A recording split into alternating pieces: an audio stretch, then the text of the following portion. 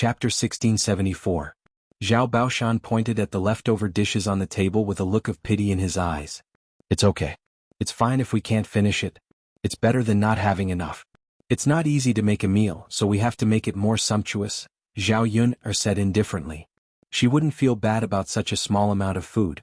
There were so many people who didn't want to keep leftovers. When the men drank, a lot of wine dripped into the dishes. Even if the dishes didn't go bad overnight, she couldn't eat them. Sigh. Zhao Baoshan sighed and felt a little sorry for her. Dad, I can't eat anymore. You guys continue. Zhao Wenhua called out. Zhao Wentao and Zhao Wenshi also waved their hands. I can't drink anymore either. I'm too full.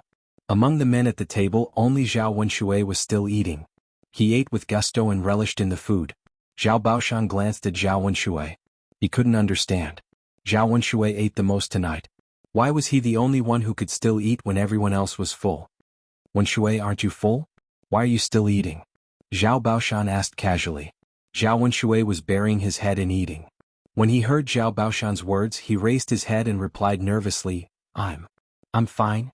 Zhao Wenshi was afraid that Zhao Baoshan wouldn't let him eat anymore, so he was a little worried. It would be a waste if he didn't finish this table of good food. He finally had a good meal.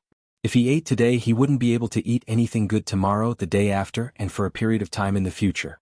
Therefore it was a profit to eat as much as he could. Is that so?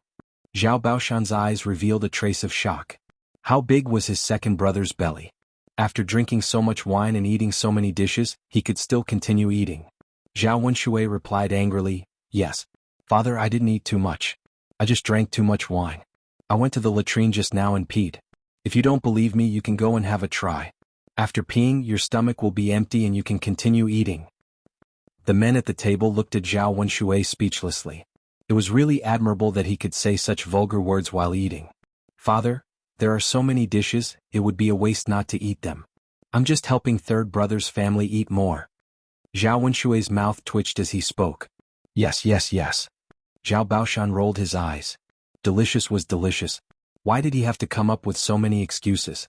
Second brother, I think it's better if you eat all the dishes on the table. I can't eat so much. I'll just pick some that I like. Zhao Wenshi smiled and quickly picked out the shredded meat from the stir-fried dishes.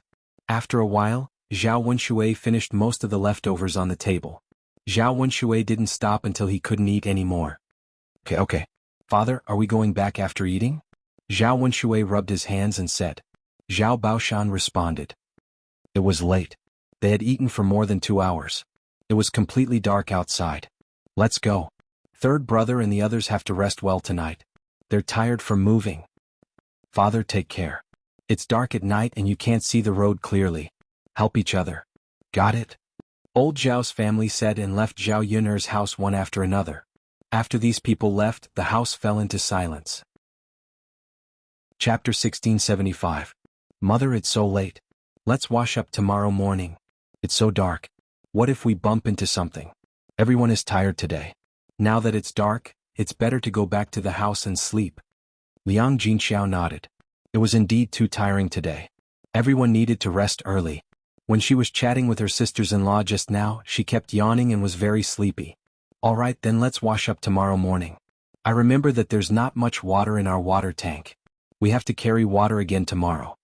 Speaking of carrying water, the house was moved to the foot of the mountain. The disadvantage was that it was too far from the river. After carrying water a few times, they would probably be tired. They could only carry 2 buckets of water per trip, which would be used up in a while. It was fine for a day or two, but it was not a solution in the long run. Mother, I think we should dig a well in the yard. It's convenient to use water later. Moreover, Mulan's family can use it with us later. It'll save them the trouble of carrying water. Zhao Yun'er suggested to Liang Jinxiao when she thought of the convenience of digging a well. Liang Jinxiao nodded. That's fine. Ask your father to find a few people later. We don't have to carry water in the future. We can wash clothes and vegetables directly at home. Zhao Yun'er agreed. There were not many families in the village who had wells. Digging a well would cost 1 tael of silver. After all, there were no drilling tools in ancient times. They could only dig by hand, which would take half a month. Adding in the cost of labor and other expenses, it would cost so much money. Ordinary families would not be willing to spend so much money. There were not many families who had wells. After the family washed up, Zhao Yun fell asleep as soon as she got on the bed. After putting a quilt on the new mattress, it was much more comfortable to sleep on than the small heatable brick bed at home. The bed was very big. The family of 3 did not feel crowded when they slept on it. Instead, it was very spacious. It felt like she was sleeping on a 21st century bed. It was more comfortable. The next morning when Zhao Yun woke up, Liang Jinxiao had already cleaned up the bowls and chopsticks from last night. Zhao Yuner couldn't help but ask, "Mother, why are you so busy? You didn't even greet me." Liang Jinxiao smiled softly and said, "Haha, it's okay. There aren't too many bowls and chopsticks. It's not tiring to be busy. Mother saw that you were sleeping soundly, so how could I wake you up? You were too tired yesterday." Zhao Yuner sighed helplessly. Her cheap mother was like this. She liked to take on all the work herself. After breakfast, Zhao Yuner went to Mulan's house. Yesterday Zhao Yuner's family was busy moving, but Mulan didn't move. Instead, she moved today. Mulan's family had more things than Zhao Yuner's family, but Mulan's family had a lot of people. Her brother Zhao Tianan was not stupid. He took the initiative to help Mulan move. Zhao Yuner knew that Zhao Tianan was so diligent because of Mu Hin. Early in the morning, after Mulan's family finished breakfast, they started to tidy up the house. They usually didn't pay attention to the big and small things, but when they really moved they felt that there were a lot of things. It was originally a happy occasion, but the Mu family's generosity and old lady Mu felt uncomfortable no matter how they looked at it. They felt uncomfortable because they felt that Mulan's family lived in a big house, a good house, while their family had to huddle in a shabby thatched hut. There was a saying that there was no harm without comparison. If others lived a hard life like you, you wouldn't feel uncomfortable. If others lived better than you, you would feel sad and uncomfortable. Chapter 1676. If you knew, you wouldn't have split up in the first place. Now I know why you made such a fuss. Wasn't it because you despised me for being an old woman? Now that you're living a good life, you don't even bring me along. I really raised a son for nothing. He's so unfilial. After Mrs. Zhu finished speaking, Madame Qi added, "That's right, mother. Although we've split up, you're still second brother's mother. No matter what, you have to take care of your own mother. How can second brother not bring you along when he's living in a big house?" Mrs. Zhu snorted softly. If only he had the heart. Why did God let me give birth to such a heartless son? I raised him for nothing all these years. That's right, mother. Our Dainyu wouldn't treat you like this.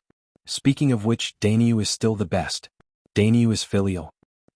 Mrs. Zhu and Madame Qi echoed each other and deliberately said these words to make Zhao Yuner feel uncomfortable. However, these two people were just talking. Although Mulan and Zhu Eru felt a little uncomfortable, they ignored Mrs. Zhu. Mrs. Zhu knew very well why they didn't bring Mrs. Zhu along when they were living in a big house. Zhu Eru knew how to be filial, and he knew how to dote on his child and wife. He remembered how his mother had treated Mulan and Erhua back then. In order to prevent Mulan and their child from being bullied, he could only treat his mother coldly. Seeing that Zhu Eru was moving all of a sudden, Zhu Dainyu also felt uncomfortable. They were both brothers. How could he be happy that his younger brother was living a better life than him? Later on, others would say that he, the older brother, was not as capable as the younger brother. Zhu Dainyu's eyes turned. He leaned in front of Zhu Eru and said to him, "Second brother, you're going to live in a big house. You don't want your house anymore, right?" Zhu Eru wasn't sure if he wanted it. Although it was useless now, what if he needed it in the future? He then replied to Zhu Dainyu, "Big brother, why are you asking this?" Zhu Dainyu smiled and said, "Didn't I find a job for third brother?" Third brother had already accepted more than a dozen people in the village to teach children how to read and write. Seeing that he was about to be taught, he had to find a place. The other houses are all occupied. Your house is just right for third brother to use. When Zhu Eru heard this, he fell into deep thought. He had heard of this before, but he didn't know how his big brother came up with this idea.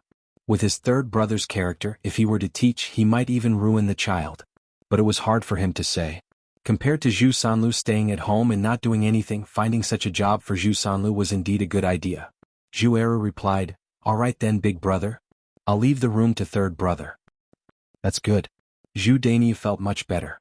Now that the place was bigger, he could take in a few more children. Relying on this, they could make a lot of money. When they accumulated more money, they could also build a big house. At that time, they wouldn't have to envy the second branch. If they built a big house, their lives would be as comfortable as the second branch. It was useless to be jealous of the second branch now. If they had the time, they might as well think about how to earn more money. Zhu Dainyu was still very confident about making a fortune by letting Zhu Sanlu teach children how to read and write. Chapter 1677. When it was close to noon, Mulan's family had finally finished moving and were preparing to rest and prepare some food for a good meal. Unexpectedly, Mulan's maternal family came. It was Mu Dade, Old Lady Mu, and Mulan's stepmother Luo Tsueyu. The three of them walked over. Mu Dade and Old Lady Mu were fine and did not feel tired after walking for a few miles. However, Luo Tsueyu was fat and could not stand the torment. When she reached Mulan's house, she was so tired that she could barely breathe. When Old Lady Mu reached the family Zhu's courtyard, she shouted at the top of her lungs, "Lan, come out. Come out." Mulan came out of the house with a frown. She was about to tidy up some small things in the kitchen and move them to the new house when the Mu family came. She frowned in displeasure and asked Old Lady Mu and Mu Dade, "Grandma, Dad, what are you doing here?" Old Lady Mu snorted, "What's wrong? We can't come? Have you forgotten who gave birth to you and raised you? Why are you complaining when your maternal family comes?" Mulan's mouth twitched. "Why are you here for no reason? Why didn't you come here before?" Needless to say, they must be up to no good. The past is the past. The present is the present. What's wrong with coming here now? Lass, how can you say that? You're so infuriating. Old Lady Mu spat on the ground and glared at Mulan. Mulan rolled her eyes and said mildly, "Grandma, Dad, just tell me what you're here for. You don't have to beat around the bush." Mu Dade smiled embarrassedly. "Lan, it's really nothing. Your grandma just wanted to see you, see how you're doing now." Mu Dade's smile was filled with guilt and he did not dare to look into Mulan's eyes. Old Lady Mu put her hands on her hips and said, "Yes, we're here to see how you're doing now. I heard that your family built a new house. Is this true? A new house? Why didn't you bring me and your father to have a look?" Mulan was too lazy to pay attention to Old Lady Mu and Mu Dade. She knew that they were up to no good. "Hey, you're Mulan's grandmother?" "I'm Mulan's sister-in-law." "You're right. My second sister-in-law's family is living a good life now. They did build a new house and just moved in today. The new house is made of bricks and tiles. It's magnificent. It's much better than our family Zhu's current thatched hut." When Madame Chi saw that the Mu family was here to pick a fight, she immediately ran to the front of the Mu family and fanned the flames behind them. She could not wait to stir up more waves. Sure enough, when Old Lady Mu heard this, she said to Mulan, "You really built a new house. You didn't even tell your family about such a big thing. Lass, you're looking down on your family more and more. Don't you know who gave birth to you and raised you?" Mulan was speechless. It was precisely because they were her family that she felt even more embarrassed. Madame Chi watched the show with a smug expression. Her second sister-in-law's life had been too smooth recently, so she had to find trouble for her and make her take a gamble. Chapter 1678. Little girl, what are you talking about? What do you mean it has nothing to do with us? Are you really rich and capable? You don't care about your family anymore? Let me tell you. No matter what, you have to take us to your new house to take a look. Since your family is doing so well and your father didn't raise you easily, hurry up and take out some money to show filial piety to your father. Otherwise, we won't leave today. Old Madame Mu stood in Mulan's courtyard with the intention of causing trouble. If she didn't get some benefits from her today, she probably wouldn't let it go. "What are you doing?" Mulan asked coldly. "Why are you asking me for money? Why should I give it to you?" "Because you are a member of the Mu family. Your father gave birth to you and raised you, so you have to be filial." Old Madame Mu's attitude was very tough. Mulan was fuming with anger. Last time they made a scene on the street, this time they came directly to her house. They refused to leave and she was the one who was annoyed. For the first time she felt that her family was so thick-skinned. "If you don't want to leave, then I won't leave. Just stay here." Mulan turned around angrily and left with the wooden bucket. Old Madame Mu was stunned and quickly caught up with Mulan. "What are you doing? Where are you going?" Mulan flung Old Lady Mu's hand away. "Why do you care where I'm going or what I'm doing? Just wait here." Old Madame Mu was furious. This damn girl, she was determined not to give them any benefits.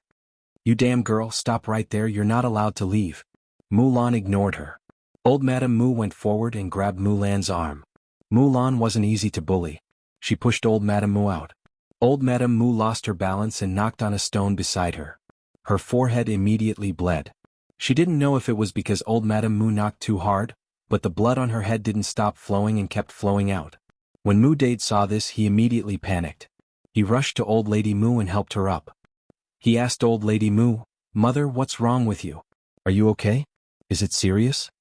Old Madame Mu cried out in pain, "I can't, it hurts so much. My head almost broke." As she cried out, old Madame Mu reached out and touched her forehead. She touched it was bleeding. Seeing the blood, old Madame Mu felt that it was a psychological effect. Her forehead, "I'm bleeding, I'm bleeding, I'm bleeding, I'm not dying, right?" Mu Dade hurriedly comforted her, "It's all right, mother. She definitely won't die. Mother, hold on.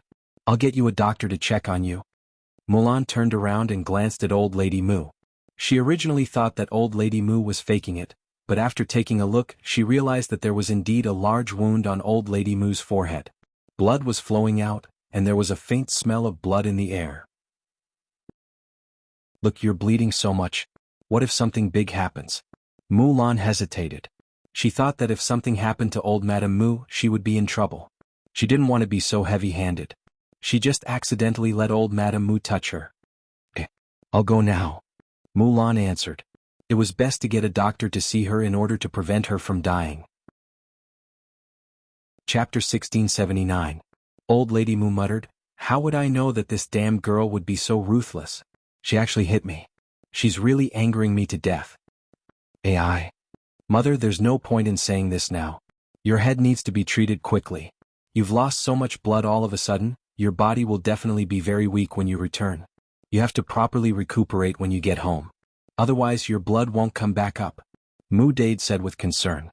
No matter how bad old lady Mu was, she was still his mother. Luo Tsueyu, who had been watching from the side, rolled her eyes as if she had thought of something. She ran over to old lady Mu and pretended to be concerned as she asked, "Mother, how are you? Does it hurt a lot? Didn't you see such a big wound?" "Of course it hurts. I'll hit you, you'll know once you try." Luo Tsueyu gave a fawning smile. "Mother, I don't have any other intentions, I'm just concerned about you." "Mother, you're too pitiful. I think that Lan girl is too much. This is her fault. How can a junior hit an elder like this?" "That's right. Mother, I remember that our Dezhou country's laws say that if a descendant hits an elder, it's considered unfilial and they'll have to go to jail. It's fine if it's a small injury, but with such a serious injury on your forehead, you can definitely go to the government and sue her." Reminded by Luo Tsueyu, old lady Mu nodded and said, "Indeed, I'll go to the government and sue this girl for treating me like this." Mu Dade mediated, "Mother, Lan girl didn't do it on purpose. How can a family be so calculative? I think we should just forget about this matter." Old lady Mu glared at Mu Dade in displeasure. "Forget it, how can we forget about this matter? I say, Dade, is there something wrong with your head? Lan girl clearly pushed me on purpose." Mu Dade was scolded into silence. Luo Tsueyu continued, "Mother, actually letting Lan girl off this time isn't a big deal. I think, Mother, you can use this matter to threaten Lan girl and make her give you more money as compensation. Isn't it better to spend some money on you than to let her go to jail and suffer a jail sentence?" Old lady Mu was suddenly enlightened by Luo Tsueyu. Why didn't she think of this? Old lady Mu hurriedly praised Luo Tsueyu, "My dear wife, your brain is still the best. Mother is old, my brain is not as bright as before." Luo Tsueyu smiled, "Mother, that's not true. No matter how I compare, I can't compare to Mother." Old lady Mu calculated in her heart, "This wretched girl, she hurt me so badly, I definitely can't let her off easily. I have to make her compensate me more money. I'm afraid that the injury on my head won't heal in a day or two. You won't be able to do anything at home.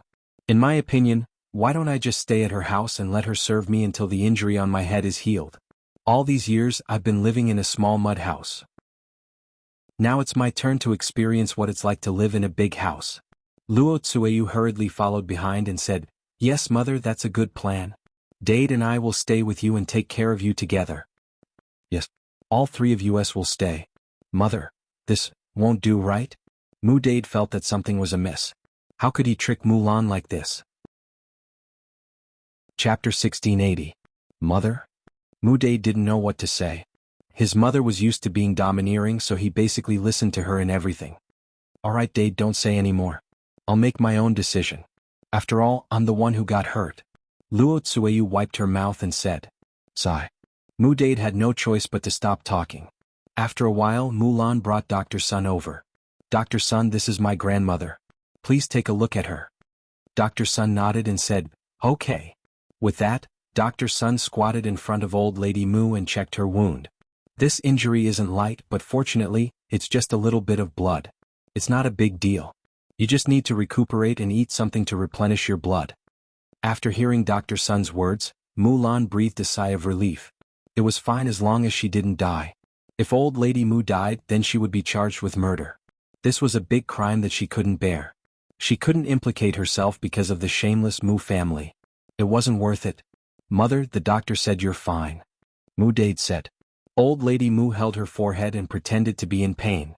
Fine? How can I be fine? My head hurts a lot now. I'm telling you, you have to be responsible for what happened today. Otherwise, I'll go to the government and sue you for being unfilial and let you go to jail. Mulan frowned. Was old lady Mu threatening her? Compensation? What kind of compensation do you want? Mulan asked unhappily. Old lady Mu rolled her eyes. I'm injured like this today. You have to compensate me with at least 10 taels of silver, right? I'll be staying at your house for a while. You should buy more food to replenish my blood and nourish my body. Mulan was furious when she heard old lady Mu's words. 10 taels of silver? Why don't you go and rob? You'd be faster if you did. You want to extort so much money from me? Are you asking for too much? Old lady Mu was once again angered by Mulan. She angrily pointed at Mulan and said, You. Fine. You refuse a toast only to be forced to drink a forfeit. If you don't give me the money, I'll go to the government office to sue you. You'll suffer later. Mulan smirked. Grandma, go ahead and sue me. Anyway, I can't take out so much money. Even if you force me to death, I can't take it out. Why don't I go to jail? You. Old lady Mu was so angry that she couldn't speak. She originally wanted to use this to threaten Mulan, but Mulan didn't seem to care at all. So what was there to threaten? Glancing at old lady Mu on the ground, Mulan sneered and said, Father, I advise you to quickly bring grandmother back or else I will continue to attack. Old lady Mu scowled and scolded, What did you say?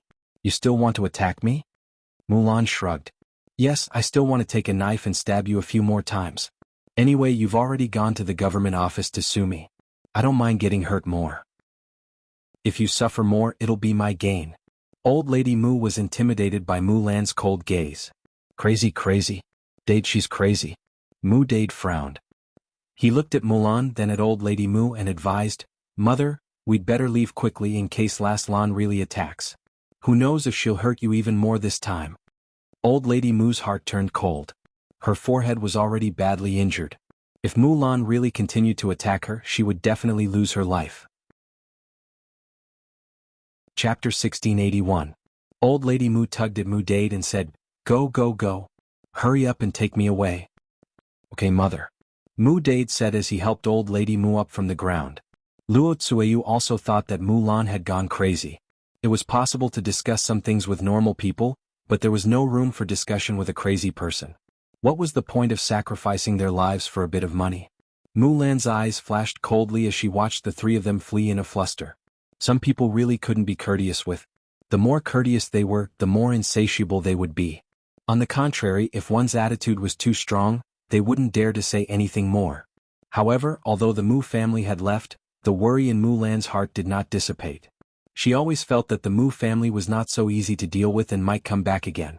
At that time, it would be another troublesome matter. Sigh. Mulan sighed, not knowing what to say. Mulan carried the wooden bucket somewhat dejectedly and continued to walk towards her big house. Fortunately, Mu Hin was not around, otherwise he would be worried with her. When old Madame Zhu saw Mulan's fierce behavior, she couldn't help but be speechless. Wasn't this Mulan too lawless? She could even do this to her own grandmother. Seeing old lady Mu's bleeding head, Mrs. Zhu was frightened. Thinking about how she usually spoke to Mulan like that, Mulan was still polite to her. Otherwise, wouldn't she end up like old lady Mu and end up in such a miserable state? How did our old Zhao family marry such a shrewish daughter-in-law? We are so unlucky, I'm so angry. Will she kill me one day too? Shrew. Mrs. Zhu stood in the courtyard and kept muttering. Madame Qi went up to Mrs. Zhu and said to Mrs. Zhu, Mother, isn't that so? Second sister-in-law is too scary. Look at how ruthless she is. That woman is crazy. Sigh, it seems that I shouldn't provoke her lest I get beaten up so badly. Thinking of old lady Mu's bloody head, Mrs. Zhu shuddered. On the other hand, Ma Xiaofeng was getting better after resting at home for a while. She was able to get up and walk around. Ma Xiaofeng stayed at home for a whole morning. Seeing that Ma Xiaoyu hadn't come back yet, she was a little anxious and went out to look for her. Something must have happened since she hadn't been home for such a long time. She only had one brother, so she could not let anything happen to Ma Xiaoyu. On the way out to look for Ma Xiaoyu, he happened to bump into the Mu family. Old Lady Mu kept on scolding along the way. I say, babe, look at your two good daughters. Mulan is an unfilial one. Not only did she not give me money, she even hit me. Mu Xin is also disobedient. Everyone says that the parents' orders are the words of the matchmaker. She has to marry whoever she is arranged to marry. Mu Dade lowered his head and said, sigh mother, don't say any more. Lan and Xiner had no choice. Old Lady Mu glared at Mu Dade. You only know how to speak up for those two wretched girls. Dade, aren't you worried about mother? Look at the wound on my head. It's so infuriating. Luo Tsueyu agreed, that's right mother. I think Mulan is too much. She doesn't care about mother at all. We came here for nothing this time. We worked ourselves to death and walked a few miles to get here, but we didn't get anything. Chapter 1682. Mother, there's no other way. We just can't get it or fight for it.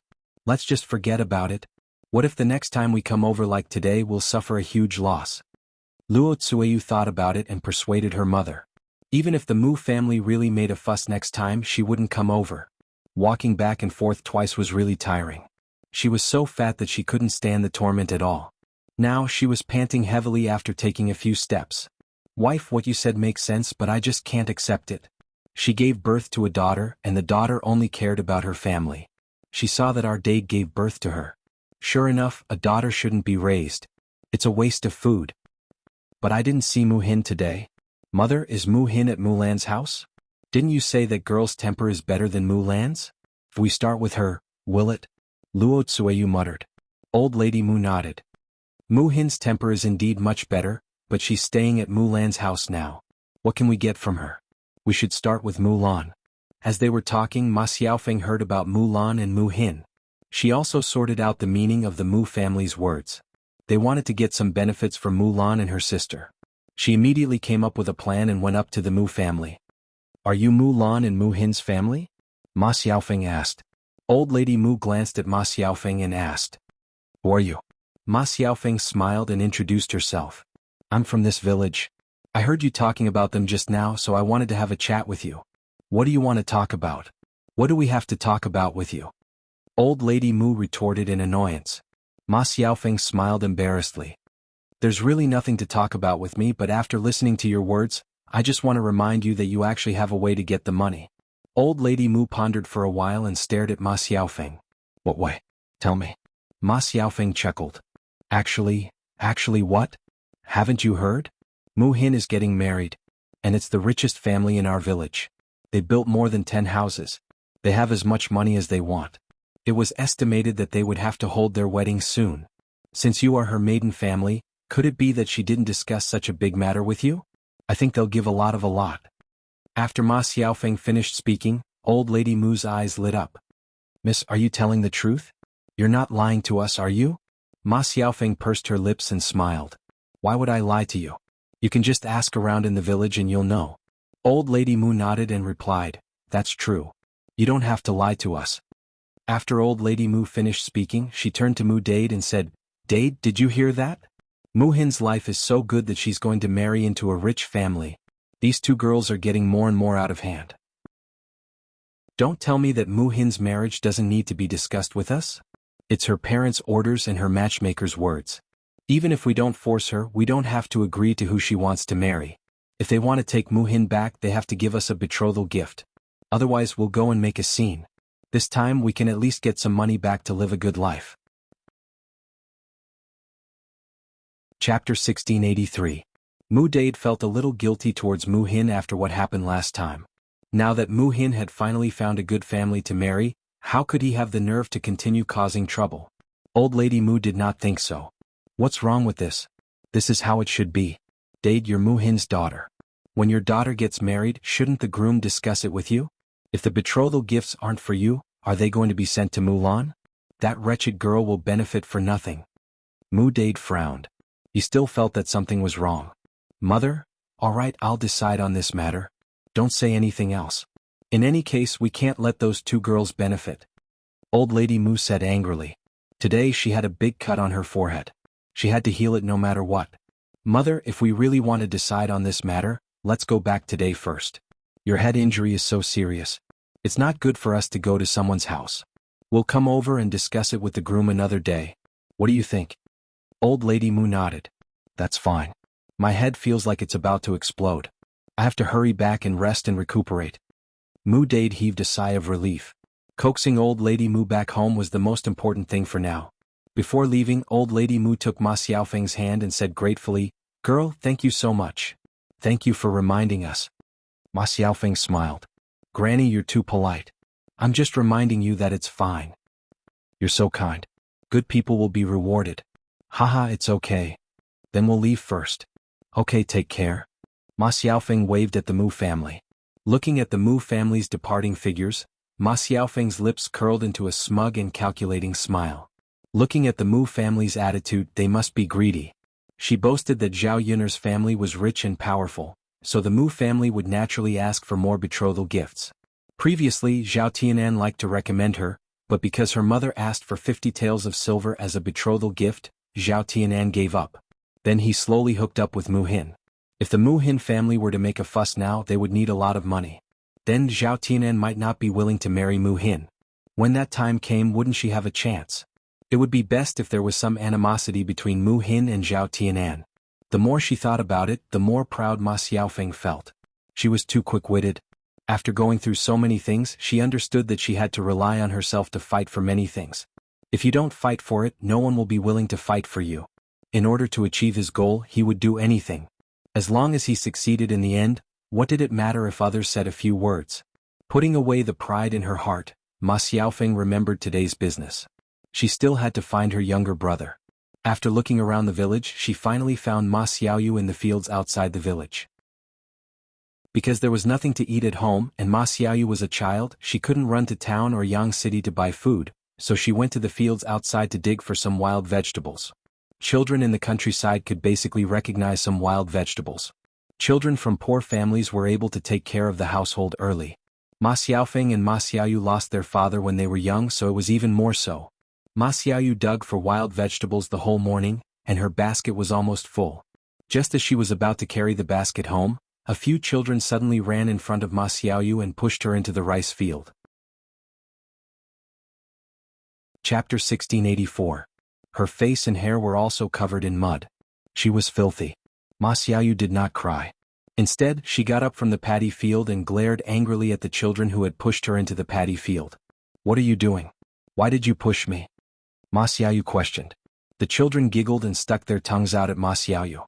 "What's wrong with pushing you? You're a child with no father to teach you. Hee, your mother and sister aren't good people, so you're not a good person either. My mother also said that your whole family is shameless. The old ones are bad, the young ones are bad too. You're a bad person, so we're here to teach you a lesson." "Yes. We'll teach you a good lesson." The naughty brats humiliated Ma Xiaoyu, laughing as they spoke. Ma Xiaoyu's face darkened when she heard that. She said angrily to the children, No, it's not like what you said." "What do you mean it's not like what we said?" "That's what my father and mother said." "That's right. My parents said the same thing." Ma Xiaoyu pouted angrily and argued, "My mother and sister are not bad people. I'm not a bad person either. Don't talk nonsense. I'll beat you up if you keep talking." "Ah, you dare to beat us up? There are so many of us. Can't we beat you?" "Everyone beat him to death. He's a bad child. He wants to bully us." "Yes, beat him up." Ma Xiaoyu clenched her fists. When she saw the children rushing over, she also started fighting with them. However, he was only one person and was outnumbered. Soon he was pinned to the ground and beaten by the children. When Ma Xiaofeng went over, she happened to see Ma Xiaoyu being beaten up. Seeing that Ma Xiaoyu's face was bruised and swollen, Ma Xiaofeng's heart tightened. She rushed over and pushed away the children who were surrounding Ma Xiaoyu. "What are you doing? Who told you to be so cruel at such a young age? Go back and look for your parents." Ma Xiaofeng reprimanded angrily. However, the children were used to being naughty. How could they be afraid of Ma Xiaofeng's threat? "So be it. We didn't hit the wrong person. Your whole family is bad people, so it's only right to beat you up. Yes, you should be her. My mother said that your family likes to seduce men. You shouldn't have stayed in the village." When Ma Xiaofeng heard this, she couldn't control her anger. Fine. How dare you scold others and spout nonsense? If your parents don't educate you, I will help them educate you. As Ma Xiaofeng spoke, she rolled up her sleeves and prepared to beat him up. The kids were smart.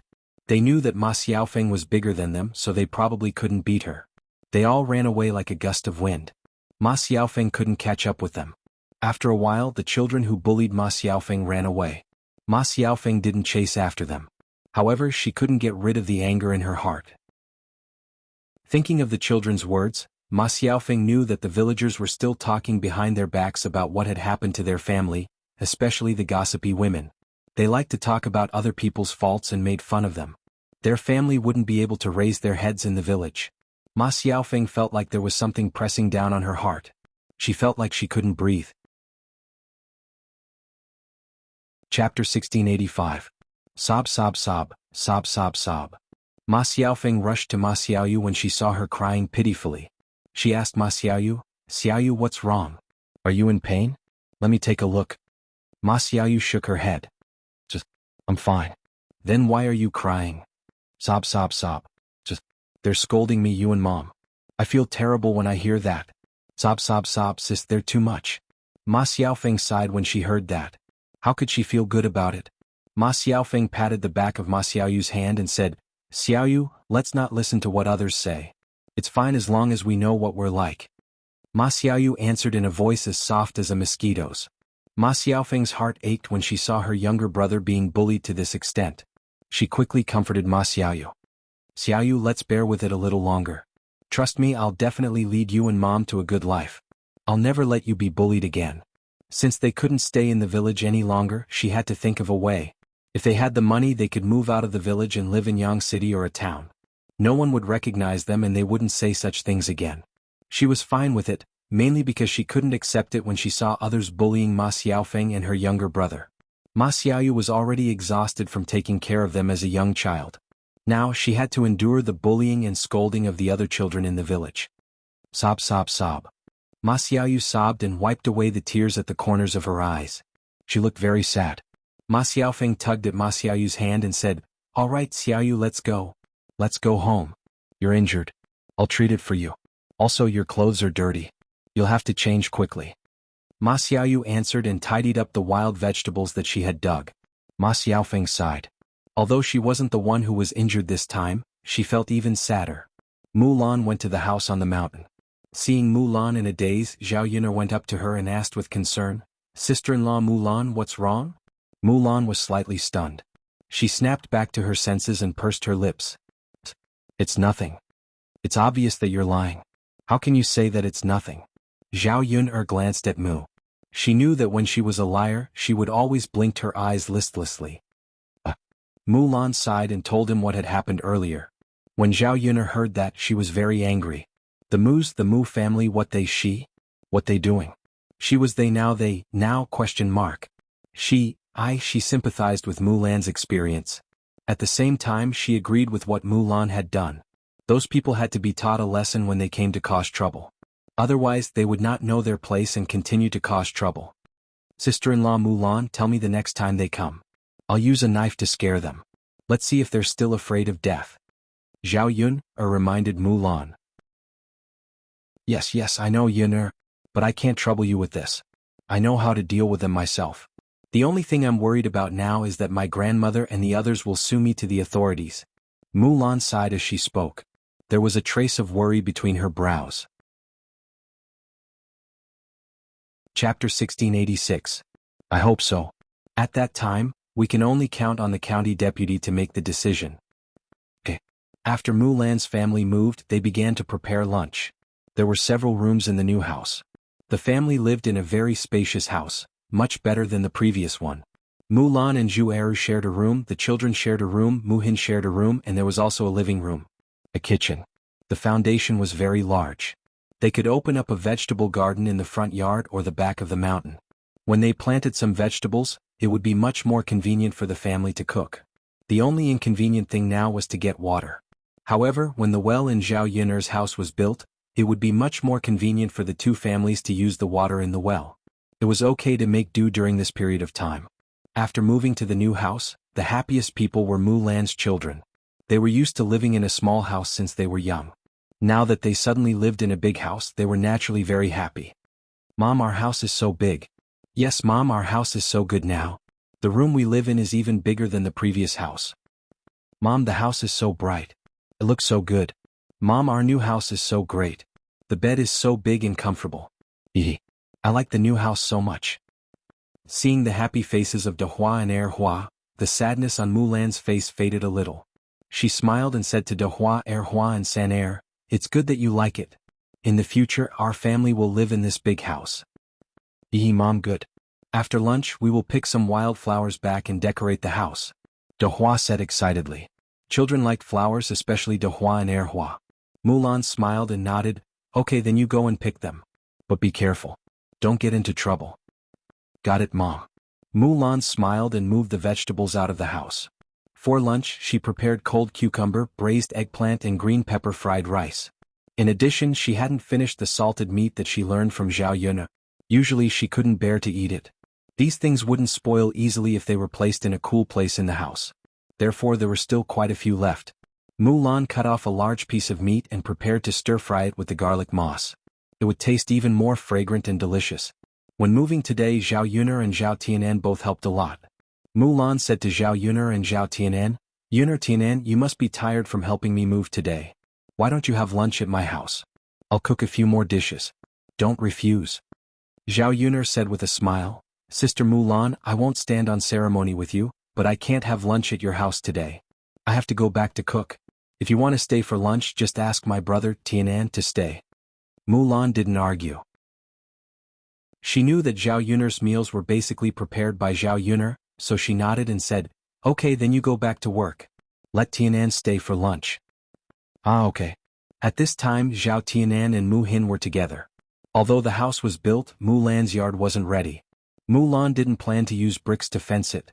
Bricks were more expensive and their family didn't have that much money.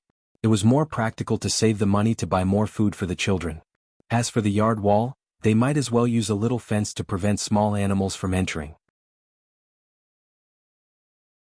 Chapter 1687. The two of them were about the same age and looked like a perfect match. Zhao Tianan was a little shy. His face and ears were slightly red as he chatted and laughed with Mu Hin. Zhao Yun couldn't help but smile when she saw this. In fact, love at this age was very pure and beautiful. It was not easy for the two children to be together. Fortunately, Zhao Tianan didn't stubbornly stay with Ma Xiaofeng. Otherwise she wouldn't know what to do. If their family married a lousy daughter-in-law like Ma Xiaofeng, it would be a disaster for the third branch. She would be the one who would be annoyed if things turned upside down later. Mulan laughed in Zhao Tianan's direction. Tianan, stay at my house for lunch today.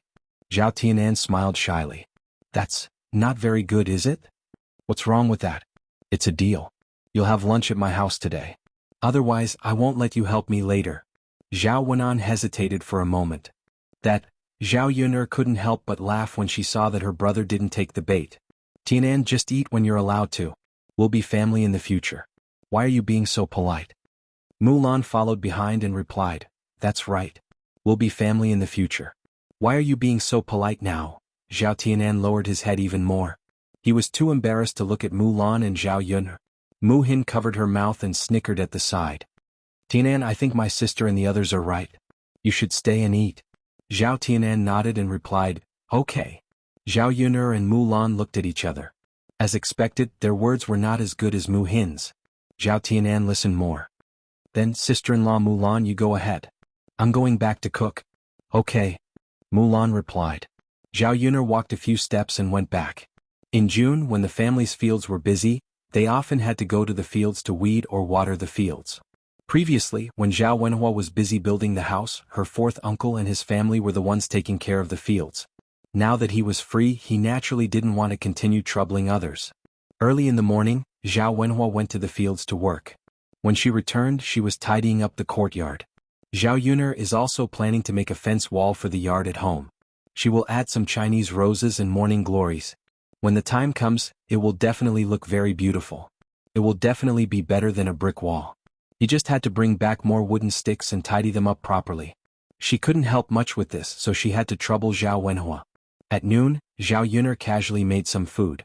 Although there were no meat dishes, the taste was not bad. The family ate very comfortably. Now that they moved to a new house with a brick house and an attic, it was much cooler inside the house. They would think about how to get rid of the heat in the summer. Now that they lived on the first floor and were on the mountain, the nights were cooler, so it wasn't too hot. In the afternoon, many people began to send gifts and money to Zhao Yun'er's house because Zhao Yun'er's family was building a house and holding a banquet. Zhao Yun'er discussed it with Liang Jinxiao and Zhao Wenhua. Both of them were more supportive of holding a banquet. Building a big house was a happy event. Since it was a happy event, it had to be celebrated. Although her family had held enough happy events this year, it didn't matter if there was one more. Zhao Yun'er followed the custom and didn't have any objections. Chapter 1688. Yes, that's natural. After Jing Er's wedding is over, it will be Tianhu's turn. Our old Zhao family's happy events really come one after another. Isn't that so? This year our old Zhao family's luck is good. Happy events come one after another. We have received the old ancestor's blessing. Zhao Yun'er couldn't stand it. She had to bring the old ancestor into the picture again. She had to say that the old ancestor was blessing her.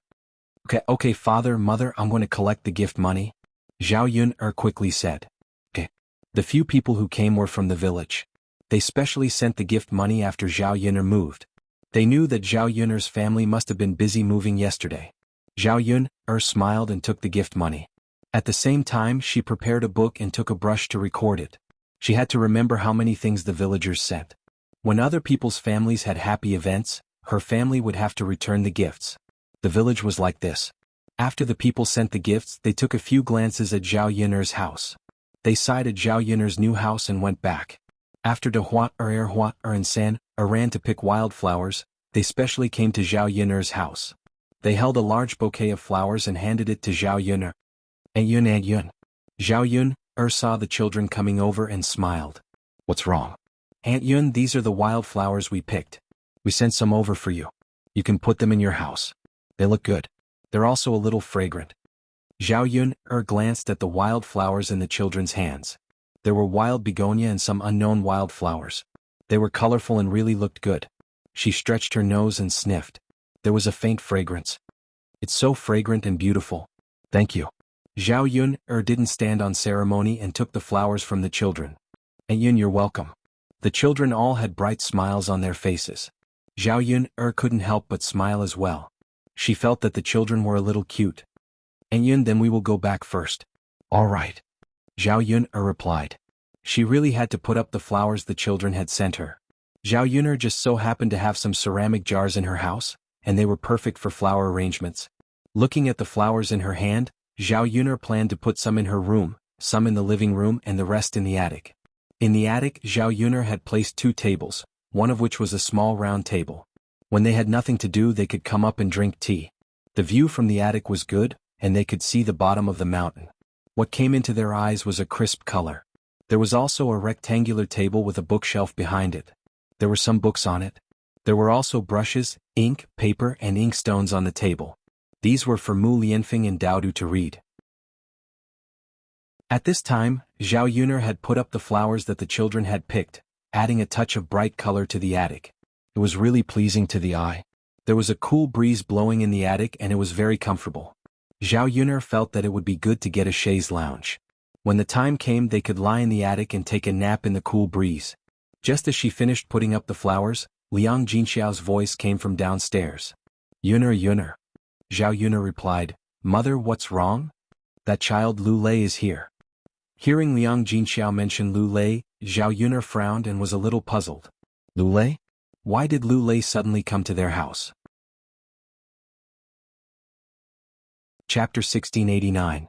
When she went downstairs, she saw Lu Lei standing in front of her house with a silly smile on his face. Brother Lei, why are you here? Zhao Yun'er asked politely. It's nothing big. Your family just built a new house and is going to hold a banquet. I heard from the other villagers, so I came over to give you a gift. Brother Lei, you're too polite. Of course. We're all from the same village, so we have to celebrate with each other. Okay, Brother Lei. Zhao Yun'er didn't stand on ceremony. She didn't reject Lu Lei's offer and took the gift money very readily. Lu Lei stared at Zhao Yun'er's eyes and looked away reluctantly from Zhao Yun'er's face. He had nothing to say and had to leave, but he couldn't bear to leave. Ever since he married Xiao Hong, his life hadn't been very good. Although Lu Hong treated him well, Xiao Hong was too controlling. Sometimes she would get angry and jealous for no reason, so he was very tired. When he was with a woman's understanding was very important. He didn't like it when women were jealous and angry for no reason. He also didn't like it when women were suspicious of him for no reason. But now that he was married to Xiao Hong, he could only bear with it and make do with his life. "Brother Lei, do you want to come in and rest for a while and have a glass of water?" Zhao Yun saw that Lu Lei had no intention of leaving, but she didn't want to chase him away. Seeing that it was awkward to just stand there, Zhao Yun could only greet him. Before Lu Lei could answer, someone suddenly jumped out and pointed at Zhao Yun and started scolding her. "Zhao Yun, are you shameless woman? Are you going to seduce someone again? You even asked my man to come to your house to rest and have a glass of water. What are you trying to do?" Zhao Yun was slightly stunned. She didn't expect Xiao Hong to suddenly appear. Lu Lei didn't seem to expect it either. "Why are you here?" Xiao Hong looked at Zhao Yun angrily and then complained to Lu Lei, "Husband, I was wondering why you were sneaking around. It turns out that you came to find Zhao Yun." Lu Lei furrowed his brows and asked unhappily, "So you followed me?" "How am I following you? I just want to see what you're doing here. Sure enough, you're doing something behind my back. You actually came to look for Zhao Yun? You." When Lu Lei heard Xiao Hong's words, he felt very tired. He came to look for Zhao Yun in secret because he was afraid that Xiao Hong would get suspicious and let her imagination run wild. Previously he had only helped Zhao Yun get some wild candles, but Xiao Hong had misunderstood and made everyone very embarrassed. This time he simply came over secretly. Xiao Hong couldn't see him, so she naturally wouldn't let her imagination run wild. "I didn't come here to do anything shameful. What's wrong with coming here?" Lu Lei couldn't take it anymore and replied. Xiao Hong's eyes were covered with a layer of mist. "Husband. But you came to look for Zhao Yun, and you said that you didn't come here to do anything shameful. What kind of bewitching potion did she give you? Why are you so obsessed with her? It's broad daylight, and you specially came here to look for her." Chapter 1690. Zhao Yun couldn't help but roll her eyes in her heart. What the hell was she talking about? She didn't ask Lu Lei to stay on purpose. It was just a casual remark, but in Xiao Hong's eyes, it sounded like she was doing it on purpose. "Enough. Can you stop making wild guesses when you have nothing better to do? Don't let your imagination run wild. What are you talking about?" Xiao Hong bit her lower lip and stood in front of Lu Lei. She said aggrievedly, "Husband, I know you've been bewitched by that vixen, so I don't blame you. It's all Zhao Yun's fault." Zhao Yun felt like she had been implicated for no reason. She didn't covet Xiao Hong at all, but Xiao Hong didn't believe her and insisted on blaming her. Lu Lei was speechless. He sighed and tugged at Xiao Hong's arm. "All right, can you stop making a fuss? I didn't come to Yun's place for anything. I just saw that Yun's family was going to hold a banquet, so I wanted to give Yun some money as a gift. When we got married, Yun you gave it to us. Shouldn't we return the favor?" Xiao Hong was slightly taken aback when she heard Lu Lei's words. She didn't seem to believe Lu Lei. "Husband. Is that really the case? What else could it be? Yun's gift money is still in her hand." Xiao Hong glanced at it and saw that it was indeed the case. Zhao Yun was holding the gift money in her hand. "Husband, if that's the case, why did you sneak over? Just tell me directly and I'll send it over." Xiao Hong pursed her lips, still feeling aggrieved. "If I told you, wouldn't you let your imagination run wild too? Why don't I not tell you and send it over myself secretly? That way I won't have to go through so much trouble." When Xiao Hong heard Lu Lei's words, she felt that Lu Lei was secretly criticizing her for being insensible. "Husband, when have I been such an unreasonable person?" Lu Lei continued to sigh. "Aren't you now? Aren't you maligning Yun and me? I just can't stand her behavior. You should have left after giving her the gift money. Why did she keep you? Aren't you afraid of being seen by others and spreading rumors? She was just being polite. Why do you think so much of it? Why did he have to judge others by his own standards? Are we husband and wife now? Since I married you and you don't trust me at all, how are we going to live in the future?" All right, let's go back now. Stop messing around in front of Yun's house," Lu Lei said angrily. Xiao Hong seemed to have realized that she had indeed been a little too rash this time. Even so, she still felt that she should be wary of Zhao Yun. "Yes, husband," Xiao Hong responded. Then she walked in front of Lu Lei and hugged him. She looked very intimate with Lu Lei. Zhao Yuner knew that Xiao Hong was purposely asserting her sovereignty in front of her. She couldn't be bothered to argue with such a woman. Speaking of which, she was also a pitiful person. A woman who lived in fear every day, afraid that her man would be seduced by another woman. What meaning was there in her life? After waiting for Xiao Hong to leave, Zhao Yun returned to the house. In the afternoon, people from the village came one after another. They were all here to give gifts. However, the gifts from the village weren't much. Basically, they were only a few dozen copper coins. She probably wouldn't earn much from the banquet. Chapter 1691. Yeah, this is indeed a problem. Zhao Wenhua responded from the side, then said, "Why don't we hold our family's banquet a little later? It'll be fine when the weather cools down." Liang Jinxiao shook his head. "That won't do. Who would delay their banquet for a few months?" "That's true. But there'll definitely be a lot of leftover food later. It'll be a waste if we can't finish it. The weather won't be able to preserve it and it'll go bad." Liang Jinxiao responded, "Yeah, it'll definitely go bad. How can the weather last through the night? But there's no choice. It's like this now. If we hold a banquet, it'll be the same for other people's banquets. Won't it be the same if Tianhu and Jing'er hold their wedding banquets later?" Zhao Wenhua said, "Yeah, then if all three of our families hold a banquet, it'll be a waste if we can't finish the food. Adding it all up, we'll lose a lot." Sigh, although it's a pity there's no choice. Who would have thought that we'd arrive at this time? Zhao Yun saw that Liang Jinxiao and Zhao Wenhua were lamenting about wasting food. Zhao Yun thought for a while. Since the banquet was about to be held, the food couldn't be wasted. She should make a simple refrigerator now and put the leftover food in it later. "Dad, Mom, you don't have to worry about this. I have an idea." Zhao Wenhua and Liang Jinxiao looked at Zhao Yun curiously. "Yun, you have an idea?" "Yun, what idea do you have? Could it be the well water?" "The well water is cool, but it'll have to be changed constantly. We don't have the time for that." Seeing Zhao Wenhua and Liang Jinxiao's curious expressions, Zhao Yuner couldn't explain it to them. She smiled and said, "Father, Mother, I have my own way. You'll know when I make it." Liang Jinxiao and Zhao Wenhua responded, "All right then. Yuner, let's see what magical thing you've made. It's making me curious. I really want to know what it is." "We'll know soon enough." Zhao Yun replied with a smile. Then he asked Zhao Wenhua for some wood. "Father, is there any unwanted wood in our house?" Zhao Wenhua nodded. His family used a lot of wood to build the house. At that time he also brought back a lot of wood from the mountains. Many of them were not used up and were kept at home. He looked back to see if there was anything he could use. Now that Zhao Yuner asked, he took it out. "Yuner, why do you want this?" "It's to make something that can preserve vegetables." Zhao Wenshui replied, "It's amazing that you can even use wooden planks." Zhao Yuner laughed. It was normal that Zhao Wenhua couldn't figure out the reason. "Father, can you saw this wood into pieces for me?" Zhao Yuner looked at the whole piece of wood and was a little troubled. She wasn't a carpenter. It was impossible for her to know everything. She didn't know how to do this kind of thing. Zhao Wenhua smiled and said, "Of course it's a pity. Father will come right away." Zhao Wenhua went to the house and found a saw. He began to gesture at the wood. "Yuner, how big do you want it to be?"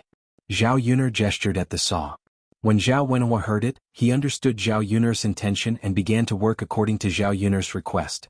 Soon Zhao Wenhua finished sawing the whole piece of wood. "Yuner, have you seen enough?" Chapter 1692. Haha, it's good that it's enough. If it's not enough, tell me and I'll make more. Zhao Yun responded. Zhao Yun first polished the wooden planks on the ground, then took out nails and hammered the wooden planks together. After spending an hour, he finally made a wooden box. Zhao Yun deliberately added a few more layers around the wooden box, so that the box's airtightness would be better. As for the inside of the box, Zhao Yun made some paste and sealed the box with some sand. This would ensure that the box would not be exposed to the wind. The ice cubes would not melt so quickly when placed inside. The box was neither big nor small and could fit quite a lot of vegetables inside. She made a lid on top of it and covered it directly. Zhao Wenhua and Liang Jinxiao stared at the side. When they saw that Zhao Yuner had only made a box after a long time, they were even more confused. Can the leftovers in this box prevent them from going bad? Liang Jinxiao could not help but ask. Zhao Yun was amused by Liang Jinxiao. Of course not. Mother, don't be anxious. You'll know later. Ah. Liang Jinxiao responded, haha okay. Mother will wait. Zhao Yun took the box outside to dry it. The sun was shining brightly on this hot day. After a while the paste on the box dried. Zhao Yun looked at it and began to take out saltpeter to make some ice cubes. The thick ice cubes were broken and spread in the box. Zhao Yun then covered the box with a lid and found a tattered quilt that she did not want. Father, mother, this will do. Zhao Yun said with a smile. Liang Jinxiao and Zhao Wenhua looked at each other. Won't the ice melt easily if it's placed inside? It's such a hot day and you're still holding onto the quilt. Won't it melt faster? That's right. Yuner girl, you should also store the ice for one night, right? Even if you put the food in there, I don't think it will last long. When the ice melts, the food inside won't be so cold anymore, and the food will go bad again. Yuner, are you sure this will work? Zhao Wenhua and Liang Jinxiao spoke one after another, as if they did not believe that the box was so magical. If the ice cubes were placed inside for an entire night, they would definitely melt into water. Mother, you don't know, do you? Covering it with a quilt will not only prevent it from melting, but will also slow it down. How could that be? Liang Jinxiao muttered. This quilt has a thermal insulation function. It's cool inside and the cold air will be solidified. It's not easy for the hot air outside to get in. Zhao Yun explained. Is that so? Can it really be stored for one night? Zhao Yun nodded. It should be possible. As long as it lasts for one night, we can continue to put in more ice cubes the next day. The food definitely won't go bad if it's placed inside. Then let's try it tonight. Ah, okay. Zhao Yun was very confident in the simple refrigerator she made. She could make a few more of this refrigerator later and send one to Mulan's family. They would definitely be able to use it. Seeing the simple refrigerator that was made, Zhao Yun couldn't wait to make some herbal tea and other things to put in it. It was very easy to get heat stroke on such a hot day. It would be good to make some iced mung bean soup. Chapter 1693. Mother, I'm going to cook some mung bean soup. Now. Yes. It's still early. Cook some mung bean soup and put it in ice later. Eat some after dinner. Liang Jinxiao responded, alright then I'll cook some. Let's see if what you make is useful. Okay. Zhao Yun made some mung beans. This thing was not rare in the countryside and was not expensive.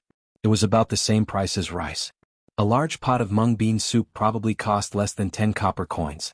After washing the mung beans, she put them in the pot to cook. When they were done, she added sugar and left them to cool. When Zhao Yun came out of the kitchen, she saw a figure looking left and right in front of her house. It was none other than Ma Xiaofeng. Ma Xiaofeng looked into the house as if she was looking for someone. Zhao Yun's eyebrows twisted. This woman began to run to her house in a dishonest manner again? What are you doing? Zhao Yun asked. Ma Xiaofeng looked in the direction of Zhao Yun's voice. Sister Yun. Ma Xiaofeng's face immediately lit up with a smile and called out sweetly to Zhao Yun. Zhao Yun did not give Ma Xiaofeng any face. Instead, she asked indifferently, Sister Xiaofeng, why are you here? Ma Xiaofeng moved closer to Zhao Yun and said intimately, Sister Yun, I heard that your family built a new house and is going to hold a banquet, so I wanted to send some money as a gift to celebrate. Everyone in our village came to give it to you. Seeing the flattering smile on Ma Xiaofeng's face, Zhao Yun felt that it was very fake. Unfortunately, this woman herself did not seem to feel it. Zhao Yun still had an indifferent attitude. There's no need to be so polite. Little sister Xiaofeng's family isn't having an easy time now. It's better to keep the money for your family to spend. It's fine as long as I know what you're thinking. Ma Xiaofeng was slightly stunned. She understood what Zhao Yun meant. On the surface, Zhao Yun was polite to her as if she was considerate of her. In fact, she just didn't want to accept her gift money and didn't want to have anything to do with her family. Sister Yun, my family isn't that poor right now. We earned some money from setting up a stall with Sister Pinger, and we haven't used it all yet. He was still able to fork out a few dozen copper coins as a gift. Sister Yun, you don't have to be so polite with me. As Ma Xiaofeng spoke, she stuffed a few dozen copper coins into Zhao Yun's hands. The corners of Zhao Yun's mouth curled up into a meaningful smile. Was she trying to curry favor with her? Little sister Xiaofeng, isn't it better to buy something good for your mother to nourish her body?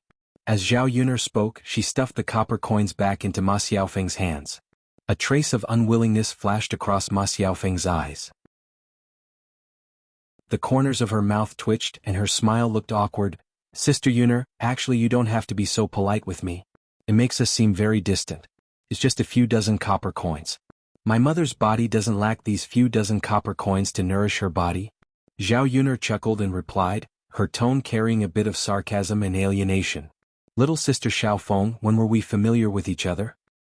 Sister Yuner, with Zhao Yuner directly exposing their relationship, Ma Xiaofeng was very embarrassed. She didn't expect Zhao Yuner to be so rude. She didn't care about her face at all. Chapter 1694. So, little sister Xiaofeng, you don't have to be polite. You should take the money back.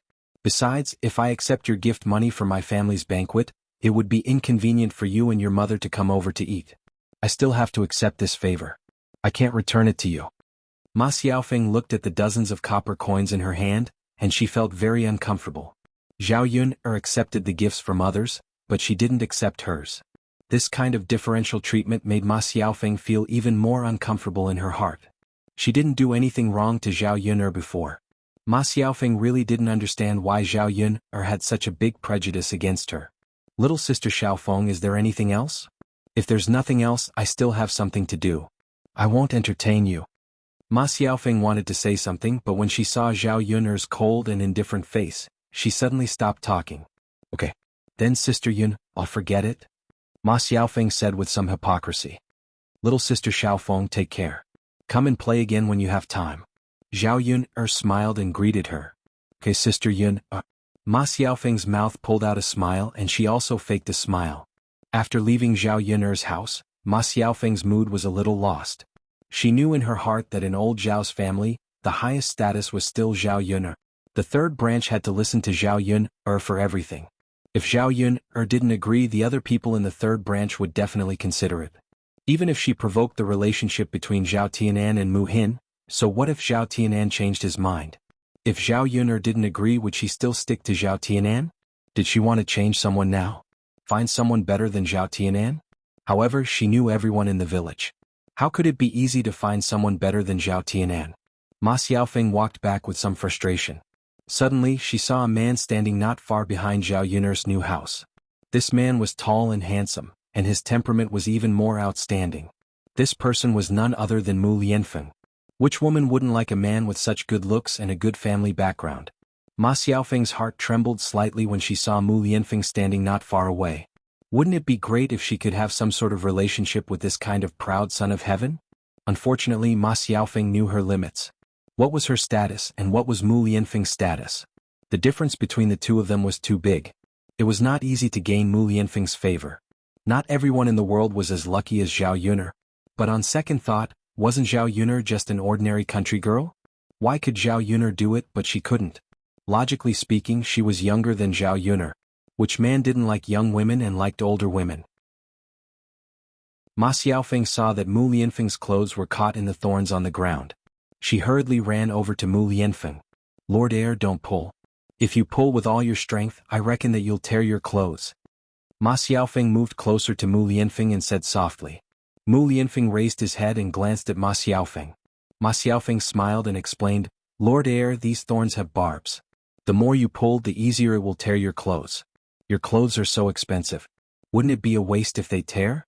Let me help you. Chapter 1695. After it was done, Ma Xiaofeng got up from the ground and smiled at Mu Lianfeng. Shi Ziyi, it's done. Fortunately, the clothes aren't ruined. Otherwise, it would be a pity. Mu Lianfeng looked at the clothes that were taken off. Although he was not used to Ma Xiaofeng's sudden enthusiasm, Mu Lianfeng still thanked her. Thank you. Ma Xiaofeng was flattered and waved her hand. Shi Ziyi, you're too polite. It's just a small matter. Mu Lianfeng nodded politely and smiled. This smile was quite magnificent. Ma Xiaofeng was stunned. The feeling that emerged in her heart was that Mu Lianfeng was really too handsome and good-looking. This kind of man was really a stunner. He was really the best. It was rare to see such a good-looking man. When Mu Lianfeng was about to turn around and leave, Ma Xiaofeng suddenly called out to Mu Lianfeng. Shi Ziyi, wait a moment. Mu Lianfeng stopped and turned to Ma Xiaofeng. Is there anything else? Ma Xiaofeng opened her mouth and found that she had nothing to say to Mu Lianfeng. She couldn't even start a conversation. If If she forced herself to say something, she would only feel awkward. No. Nothing. Mu Lianfeng couldn't help but look at Ma Xiaofeng a few more times. He felt that Ma Xiaofeng's behavior was a little strange. She clearly had something to say, but in the end she didn't say it. Since there's nothing else, I'll go back first. Okay. Looking at Mu Lianfeng's tall and straight back as he left, Ma Xiaofeng couldn't help but sigh. Mu Lianfeng was really a man among men. Why was Zhao Yun so lucky to win Mu Lianfeng's heart? Compared to Zhao Tianan, after seeing Mu Lianfeng, Ma Xiaofeng realized how low her requirements were. Her request for men was limited to the village. Zhao Tianan's conditions were indeed good in the village. With a brother-in-law like Mu Lianfeng to rely on, his life would not be too bad. But at the end of the day, you are still an ordinary person. If she wanted to find someone, she should find someone with money and status just like Mu Lianfeng. If she could get close to someone rich and powerful, she would be able to lead her mother and younger brother's family of 3 to live a good life. She wouldn't have to worry about her mother and her being scolded and gossiped by the villagers. She also wouldn't have to worry about Ma Xiaoyu being bullied by the children in the same village. Ma Xiaofeng withdrew her hand from Mu Lianfeng's body and went back with a thoughtful look on her face. When Mu Lianfeng returned to Zhao Yun'er's house, Zhao Yun'er had already cooked the mung bean soup and put it on the stove to let it cool down. The weather was very hot. When Mu Lianfeng came back from the mountain, his forehead was covered with a thick layer of sweat beads. Mu Lianfeng, do you want to drink some mung bean soup? Zhao Yun'er brought a bowl of mung bean soup to Mu Lianfeng and asked. Mu Lianfeng smiled and took it. At this moment he was thirsty. Unexpectedly, Zhao Yun'er just handed a bowl of mung bean soup to him. Zhao Yun'er added a few pieces of ice, so the mung bean soup was cold. When he drank it, it was very cool. This mung bean soup was very thirst-quenching and tasted very good. When he drank it, he felt a lot more comfortable. After drinking it, Mu Lianfeng wiped the corners of his mouth and wiped the sweat beads on his forehead. It's as delicious as the sour plum soup. Yun'er, no one can be better than you when it comes to serving these things. Mu Lianfeng was not stingy with his praise.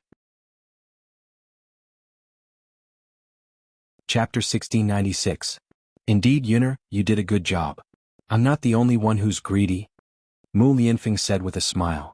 When his laughter came, Mu Lianfeng's smile made people feel like they were bathing in the spring breeze. In this hot summer, it made people feel a little cool. Seeing Zhao Yun'er staring at him, Mu Lianfeng touched his face and said, Yun'er, why are you looking at me like that? Is there something on my face? Zhao Yun'er shook her head. No, I'm looking at you because you're good-looking and have a nice smile. You're such a good-looking person. Don't you want me to look at you? Mu Lianfeng shook his head. Of course not. Since Yun'er likes to look at me, you can look at me as much as you want. After Mu Lianfeng finished a bowl of soup and Zhao Yun'er also filled a bowl, the heat of the afternoon dissipated by more than half. Compared to sour plum soup, mung bean soup was better at relieving the heat. Zhao Yun'er remembered that when she was young, she followed her grandparents. Every summer during the busy farming season, her grandmother would cook a big pot of mung bean soup for them. Every time she came back and didn't have an appetite, she would drink more mung bean soup. After drinking it, she would feel cool and her appetite would be much better. Zhao Yun'er then called Liang Jinxiao and Zhao Wenhua to drink some. Although the two of them had eaten mung bean soup before, they had never missed the ice cubes. Compared to Zhao Yun'er, they were naturally much worse. The large pot of mung bean soup was not small. Zhao Yun'er went to bring some to Mulan. Zhu Eru just came back from working outside. He was bare-chested and stuffed with some black clothes. At this time Zhu Eru's skin was bronze. At a glance it was obvious that he often worked in the fields. Men who worked hard in the countryside were all like this. At this time, although Zhu Eru had taken off his clothes, there were still a lot of sweat beads on his body. The sweat kept flowing down his skin as if he had been drenched in the rain. Probably because it was too hot, Zhu Eru poured cold water into his mouth while fanning himself with a fan. Mulan saw that her husband was so tired, so she said to Zhu Eru, Honey, wait a minute. I'll go to the room and bring you some cold water. You can wipe your body with some cold water. You'll cool down soon. Zhu Eru replied, All right. As soon as Mulan came out with a basin of cold water, Zhao Yun'er brought the mung bean soup over. Come, I've brought you some delicious food. Zhao Yun'er greeted them with a smile. Mulan's children excitedly surrounded Zhao Yun'er and asked her, Aunt Zhao Yun, what delicious food did you bring for me today? Aunt Yun, what delicious food did you bring? Zhao Yun'er smiled and pointed to the mung bean soup. It's this mung bean soup. Have you tried it before? The children nodded their heads heavily. They had tried mung bean soup before, but it was not often. It was only a few times. Although mung beans were not expensive, sugar was very expensive. Ordinary people could not afford it. If there was no sugar in the mung bean soup, it would be tasteless. It would not taste good at all. Come drink. Zhao Yuner continued to greet them and handed a bowl to each of them. Mulan also handed a bowl to Zhu Eru. Chapter 1697. Yuner, we don't need to give it to the children. It's enough. Zhao Yu knew that Mulan and Zhu Eru were being polite to her again. She glanced at Mulan and said, Sister-in-law Mulan, it's fine to be polite to others, but why are you being polite to me? Since I'm asking you to drink it, it must be enough. This. Mulan was silent for a while and said with a smile, Since Yuner said so, Eru and I will drink it. Drink it, drink it. It's okay. There's still a lot in the pot at home. Brother Eru just came back from work and is so tired. It's good to drink it to relieve the heat. Zhao Yuner said with a smile. Seeing that Zhao Yuner was so polite and gave everything good to their family, Mulan felt sorry. Yuner, I'll make it myself later and send some to you too. Zhao Yuner didn't stand on ceremony and agreed with a smile. After giving it to Mulan's family, Liang Jinxiao proposed to send some mung bean soup to the fourth branch.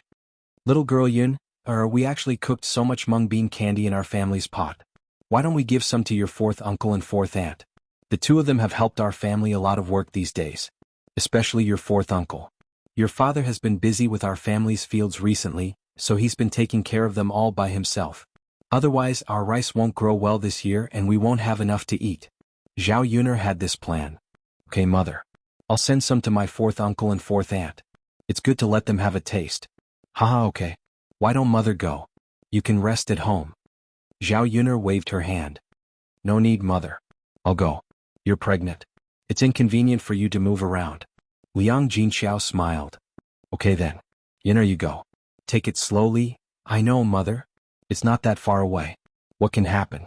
After saying that, Zhao Yuner went to the kitchen and took out a small jar of mung bean soup. She estimated that there were 4 or 5 bowls, which was enough for the fourth branch to drink. Although it was said to relieve the heat, it was cold after all. One couldn't drink too much of it or else one would have a stomachache. When they arrived at the courtyard of old Zhao's house, they found that there was a carriage parked in front of old Zhao's house. It was obviously from a rich family. Zhu Xiaoxia was curious. What kind of big shot had come to old Zhao's house again? Could it be Zhao Jinger's future husband? When Zhao Yuner walked into old Zhao's courtyard, she realized that it wasn't young Master Zheng who had come, but Zhao Xinhui. After Zhao Xinhui married young Master Meng, she probably lived a good life every day. Zhao Xinhui basically didn't return to her parents' home. Now that she was back, she made such a big fuss about it, as if she was afraid that others wouldn't know that she was now rich. In old Zhao's courtyard, the other branches all came out and chatted with Zhao Xinhui. Chunhua was very happy to hear that Zhao Xinhui was back.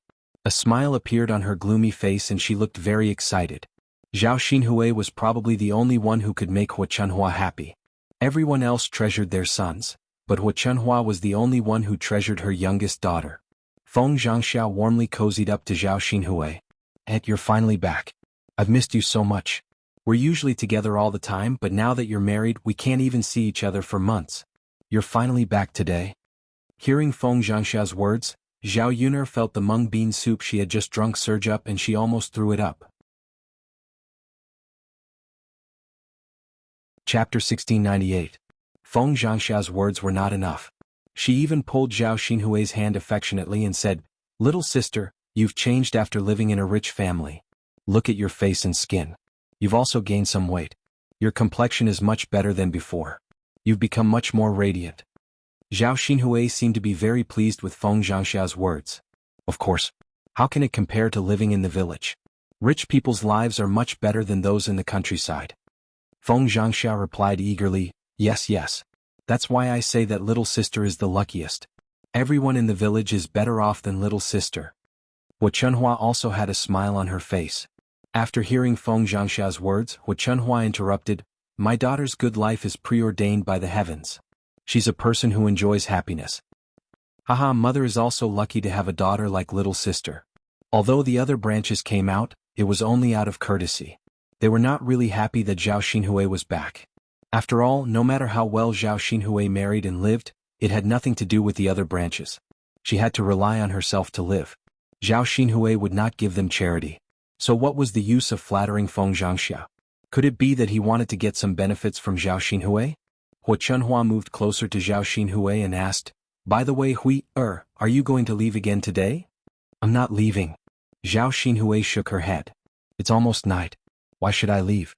Mother, do you have a brain?" Although Zhao Xinhui did not give her any face in public, Hua Chunhua was not angry. Instead, she said happily, "It's good that you're not leaving. It's not easy for to come home. You should stay at home for a few days." "Yes," Zhao Xinhui replied. That was what she planned to do. In fact, it was not that she wanted to come back. She had no choice but to come back. She was favored by the Meng family and became arrogant. She offended young Master Meng's first wife. Young Master Meng was protective of her, but this first wife was very powerful. Her family background was not bad, and her status in the Meng family was very high. After falling out with the first wife, she directly invited the old master and the old madam to come over to help her. How could old Master Meng and old Madam Meng allow a concubine in the service to bully their first wife? They immediately chased Zhao Xinhui back. Although young Master Meng was reluctant to part with Zhao Xinhui, he dared not to disobey old Lady Meng and old Master Meng. After discussing with Zhao Xinhui, they decided to let Zhao Xinhui stay in her parents' home for a while. When old Master Meng and old Lady Meng calmed down, they would take her back. Zhao Xinhui had no choice but to agree. Zhao Xinhui felt stifled at the thought of going back to her mother's home and not knowing how long she would stay there. She did not want to spend a day in her parents' home. Shinmu said that the food and living here were not even 1,000th of the good ones in the Meng family. There was no servant to serve her and no one to scold her. She was not happy at all. Now she just hoped that young Master Meng would come to take her back earlier. She wanted to stay less in her parents' home and suffer less. I'll clean up the room for you now. I'll cook something delicious for you in the evening. Hey, I'll catch a chicken for you to eat later." What Chunhua said and was ready to clean up the room. Chapter 1699. What Chunhua glared at Zhao Baoshan. "Old man, what are you saying? It's not easy for to come back, so I killed a chicken to make something nice for her to eat. What's wrong with that? So what if she's back? Whose family's daughter would be served with such good food? It's as if it's more grand than a festival." Zhao Baoshan snorted, his face full of displeasure. Hua Chunhua put her hands on her hips. "I say, old man, how can we do as you say? They are different people and is who asked our to have the ability to marry into a good family. She gave us so many good things, so can't she come back to kill a chicken and treat us well?" Fine, whatever you say." Zhao Baoshan couldn't be bothered to continue arguing with Hua Chunhua. "Old man, your temper is too much. Don't bother with your father, he just can't get his head around it." Zhao Xinhui was speechless as she looked at her parents. Her father couldn't bear to kill a chicken for her to eat, so she was naturally unhappy.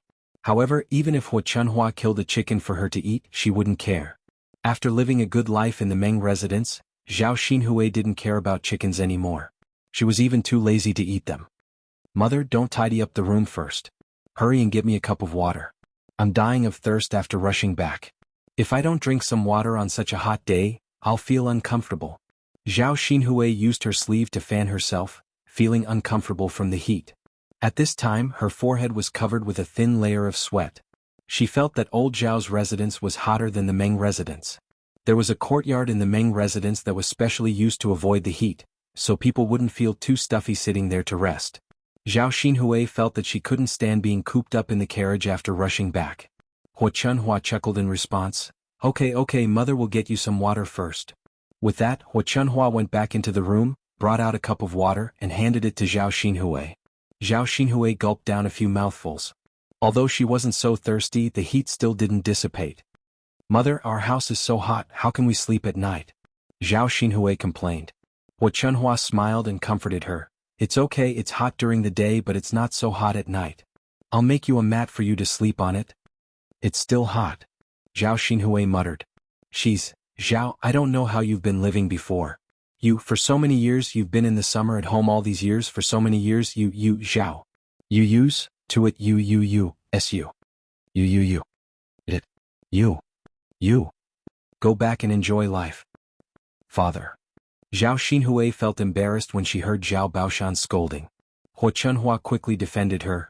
Old man, what are you saying? We came back after so much difficulty, and you want her to leave? What kind of father are you? How can you treat your own daughter like this? Zhao Baoshan's nostrils were steaming. I'm just speaking the truth. Look at her. She doesn't even know her own status. She can be the master in the Meng residence and be picky. Now that she's back in her maiden home, what's the meaning of her being picky? Is she giving us a hard time? We're already so old and we still have to serve her? Unfilial thing, we raised her for nothing. Chapter 1700. Zhao Yuner, who was watching from the side, suddenly felt refreshed when she heard Zhao Baoshan's words. It was rare for old Zhao's family to have a sensible person. Seeing Zhao Xinhui's pretentious appearance, Zhao Yun felt uncomfortable. However, Zhao Yun couldn't be bothered to care about things that had nothing to do with her. If it weren't for the fact that they couldn't go back to the Meng residence now, Zhao Xinhui would have definitely turned around and left immediately after hearing what Zhao Baoshan said.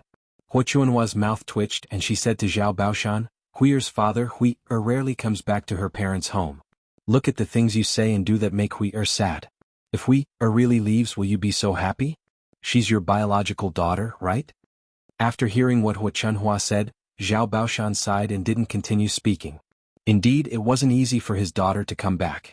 Although he had many prejudices, he couldn't force Zhao Xinhui, who had finally come back, to leave. After Zhao Baoshan stopped speaking, old Zhao's family fell into silence, and the atmosphere was very awkward. The other members of old Zhao's family didn't know what to say, afraid that they would be reprimanded by Zhao Baoshan if they said too much. Zhao Yuner couldn't keep dawdling, so she greeted Zhao Wentao and Chen Hongzhao, fourth uncle, fourth aunt. Yun, why are you looking for us? Zhao Wentao thought that Zhao Yuner's family needed help, so he asked with concern. Zhao Yun shook her head. Nothing, I just came to give you something. Give us something? What did you give us? Zhao Wentao asked curiously. A little something to eat. Zhao Yun smiled and handed over the jar. Zhao Wentao opened it and said to Zhao Yun with some surprise, Oh Yun this is mung bean soup. Yes, it's mung bean soup. It's good for relieving the heat, so I brought some for fourth uncle and fourth aunt to try. Zhao Wentao laughed heartily and didn't decline pretentiously. Okay, fourth uncle will accept it. Okay, you can try it. Okay. Zhao Wentao responded. When the other families heard Zhao Yun and Zhao Wentao's words, they felt uncomfortable. Feng Zhangxia and Chen Hongjing and she said, Yun, why didn't you bring some mung bean soup to us? Zhao Wenshui echoed from behind, That's right Yun, your fourth uncle and fourth aunt are your elders. Aren't we also your uncles? Why can't we give you some? Yun, that's not good. We are all relatives. How can you give mung bean soup to your fourth uncle and fourth aunt but not to us? Do you still treat us as your elders? Go back and quickly bring some over so we can try it too. Zhao Wenshi said. These people were very thick-skinned and didn't feel that there was anything wrong with what they said. Zhao Yuner only found it funny and asked coldly, Eldest uncle, eldest aunt, second uncle, you are really joking. I sent mung bean soup to fourth uncle and fourth aunt because my father has been busy building the house, and fourth uncle has been helping with all the work in our family's fields. Now that I have something to give to fourth uncle and fourth aunt, it's only right. If you help my family with the work in the fields, then I will send some to you too. After Zhao Yuner finished speaking, the few of them stopped talking. Chapter 1701. Yuner, it's not right for you to say that. We're all relatives and your elders. What's wrong with giving us some food? Do we have to work for your family in exchange? Zhao Wenshui muttered. He was too lazy to help Zhao Yuner's family work, but he wanted to drink some mung bean soup, so he said that. Feng Zhangxia followed Zhao Wenshui and replied, That's right. Little girl Yun, why are you still being so calculative? We don't have to drink much, just give us less. Zhao Yuner sneered. How thick-skinned must they be to say such words? She had already made it so clear, but these people were still chasing after her. Second uncle and eldest aunt really know how to joke. Even blood-related brothers settle accounts clearly. Why should I, a married woman, be filial to you? So what if you're my elders? Zhao Yuner's reply made Zhao Wenshui and Feng Zhangxia choke. What she said was reasonable. A married daughter was like spilled water. She didn't even need to care about her parents, so how could she be filial to other elders? There's no free lunch in this world. I'll only give them food if they help me. There's no free lunch. If second uncle and eldest aunt encounter a free lunch next time, remember to call me. I'll join in the fun and take advantage of it. Zhao Wenshui and Feng Zhangxia's expressions were a little ugly. They knew that Zhao Yuner wasn't easy to deal with. If they wanted the mung bean soup, not only would they not get it, but they would also be humiliated by Zhao Yuner. Seeing that these people had stopped making trouble, Zhao Yuner withdrew the coldness in her eyes. She turned to Zhao Wentao and Chen Hongzhao and said, "Fourth uncle, fourth aunt, hurry up and drink it. This thing is cold now and relieves the heat. It won't be cold for a long time and the taste will be a little worse." Zhao Wentao and Chen Hongzhao nodded with a smile. Okay, we'll drink it right away."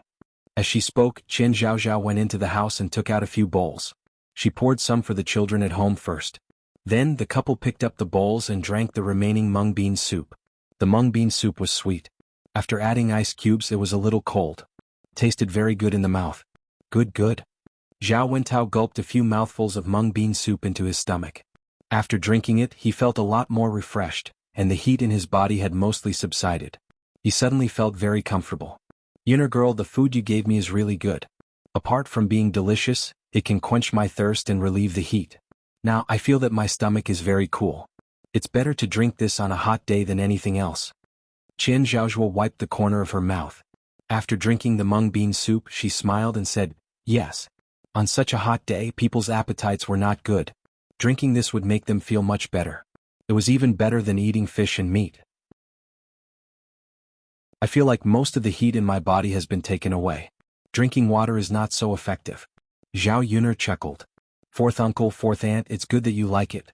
This thing isn't worth much, but it's suitable for drinking in this weather." "Yes." Zhao Xinhui's heart skipped a beat when she heard that. She was feeling unbearably hot and had no appetite. Was Zhao Yuner's mung bean soup really that effective? If she drank it, she wouldn't be as hot as she was now, right?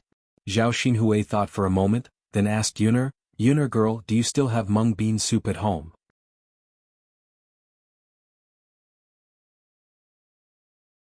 Chapter 1702. What's the matter, younger aunt? Zhao Yuner raised her eyebrows and asked. Zhao Xinhui raised her chin. "Don't misunderstand. I'm not like second brother and eldest sister-in-law who ask you for free. Go back and make some mung bean soup for me. I'll pay you." Zhao Xinhui thought that Zhao Yuner would definitely sell the soup as long as she paid. Zhao Yuner directly refused. "Younger aunt, I'm sorry. My mung bean soup is for myself. It's not for sale." Zhao Xinhui's face suddenly darkened. She said to Zhao Yuner in displeasure, "You can give it to fourth brother and fourth sister-in-law for free. Why can't you sell it to me? It's not like I'm asking you for free." Zhao Yuner disliked Zhao Xinhui's current attitude the most. Did she think that she could have whatever she wanted just because she had some money in her hands? Being with young Master Meng, she was covered in the stench of money. It was very disgusting. "Younger aunt, if I'm not selling, then I'm not selling. Don't tell me you want to force me to sell it?" Zhao Yuner asked with a sneer. "You." Zhao Xinhui glared at Zhao Yuner angrily. This wretched girl deliberately made her feel uncomfortable. Hua Chuanhua's sharp ears overheard the conversation between Zhao Xinhui and Zhao Yuner. She rushed out of the room angrily, walked to Zhao Yuner, and scolded Zhao Yuner. "I say, Yuner girl, why are you so stingy? Can't you just sell some mung bean soup to your younger aunt? What's wrong? Is it my fault that you don't want to sell my things?" Zhao Yuner asked jokingly. "You did it on purpose." Hua Chunhua glared at Zhao Yuner angrily. "I did it on purpose. What's wrong with that? You, wretched girl." Hua Chunhua stomped her feet angrily. Zhao Yuner didn't take Hua Chunhua seriously at all. Her voice was neither cold nor indifferent. "Younger aunt, I'm not that short of money, so I don't want to make money by selling these things. Next time, don't say that you want to buy things with money in front of me. If I'm willing to give it to you, I'll give it to you even if you don't want it. If you don't want it, then you won't get it even if you spend money." Zhao Xinhui's resentful gaze fell on Zhao Yuner. "This be fourth uncle, fourth aunt, then I'll go back first." Zhao Yuner greeted them with a smile, and then left the courtyard of old Zhao's house. Hua Chunhua looked at Zhao Yuner's back and scolded, "This wretched girl. She's getting more and more outrageous. She doesn't know the rules at all. She'll say that old Zhao's daughter has no manners." Feng Zhangxia pursed her lips and said in a sour tone, "That's right. It's fine if she doesn't let us drink it. Younger aunt doesn't want to sell it even if we spend money. The third branch is living a good life now. They have good food and drink and they don't care about money. We can't compare to them. Haha, no matter how good the third branch is living, it's their business. It has nothing to do with us. We shouldn't have separated from the family in the first place. Hua Chunhua felt a burst of regret. If the third branch was part of the family, they would have to share it with them now. Everyone would be able to live a good life. Zhao Baoshan's cold words drifted into Hua Chunhua's ears. Now you're saying that. If we hadn't separated from the family, would you have eaten shit? Speaking of eating shit, Hua Chunhua's face suddenly changed. This matter was a shadow for her. Thinking of it made her feel unusually uncomfortable. Chapter 1703. After being rebuked by Zhao Baoshan, Hua Chunhua was suddenly at a loss for words. Old man, Zhao Baoshan took a puff of his pipe and slowly mocked, that's why I said let's not talk about the future. She's living a good life now and you're regretting it. If she's not living a good life, you'll be glad that you didn't drag her down. Am I right? Hua Chunhua couldn't argue with Zhao Baoshan. She turned around and went back to Zhao Xinhui's house to continue tidying up. In the next 2 days, the villagers sent gifts one after another. Zhao Yun are also prepared to hold a banquet. It wasn't easy to hold a banquet. She had to go to the town to do some shopping. However, Zhao Yun was very anxious these days. She was always worried about Tian Tian's situation. Tian Tian was still in the tiger's den. She didn't know if Tian Tian was okay. This tiger was an animal after all. It couldn't take care of Tian Tian like a human. That child was still so young. She didn't know if there would be any problems. After the banquet, she had to discuss with Mu Lianfeng before going up the mountain to take a look. It would be best if she could find an opportunity to bring Tian Tian back. Speaking of which, this child's life was a little hard. She was born prematurely and was abandoned by her parents. It wasn't easy for her to get better, but she was taken away by a white tiger. Zhao Yun couldn't help but worry. She didn't know if Tian Tian's life would be bumpy. The well at home began to be officially built. After a while they would be able to use the well water. It would save them the trouble of fetching water from the river. Zhao Yun didn't neglect the renovation of the courtyard. After the fence was completed, Zhao Yun and Mu Lan went up the mountain together. They found some wild flowers and dug them back to plant in the courtyard. It would be best if she planted some fruit trees such as grape trees, pomegranate trees and orange trees. When the fruits ripened she could pick them to eat. The day before the banquet, Zhao Yun ran to Yang City to start shopping. Zhao Yun bought some meat, chicken, duck and fish. She mainly spent money on the meat dishes. She bought a lot of vegetables but didn't spend much money. The country people like to eat meat the most when drinking wine, so they usually ate vegetarian food at home. When Zhao Yun arrived in Yang City, she found that Zhao Ping'er and Ma Xiaofeng had already started setting up a stall. Both of their injuries. And they could start setting up a stall to earn more money? When did you start setting? Zhao. Zhao. Sister, Zhao. She said, when did you start? Zhao, sister. Sister. When? Sister, send? If I hadn't come to Yang City to buy things, I wouldn't have known that you had already set up a stall. How much money did you take from me? Zhao Ping'er's expression was a little ugly. You. What nonsense are you talking about? Who took your money? Zhao Yun curled her lips and sneered. Is that so? You set up a stall so sneakily. You didn't share the money you earned with me. How dare you say that you didn't take my money? Ma Xiaofeng hurriedly explained to Zhao Yun. Sister Yun, you misunderstood. How could we take your money? We just set up this stall today. Naturally, we'll share the money with you when we earn. Zhao Yun turned to Ma Xiaofeng and raised her eyebrows. Is that so? Ma Xiaofeng smiled embarrassedly. Of course. Sister Yun, how could we lie to you? Sister Ping, don't you think so?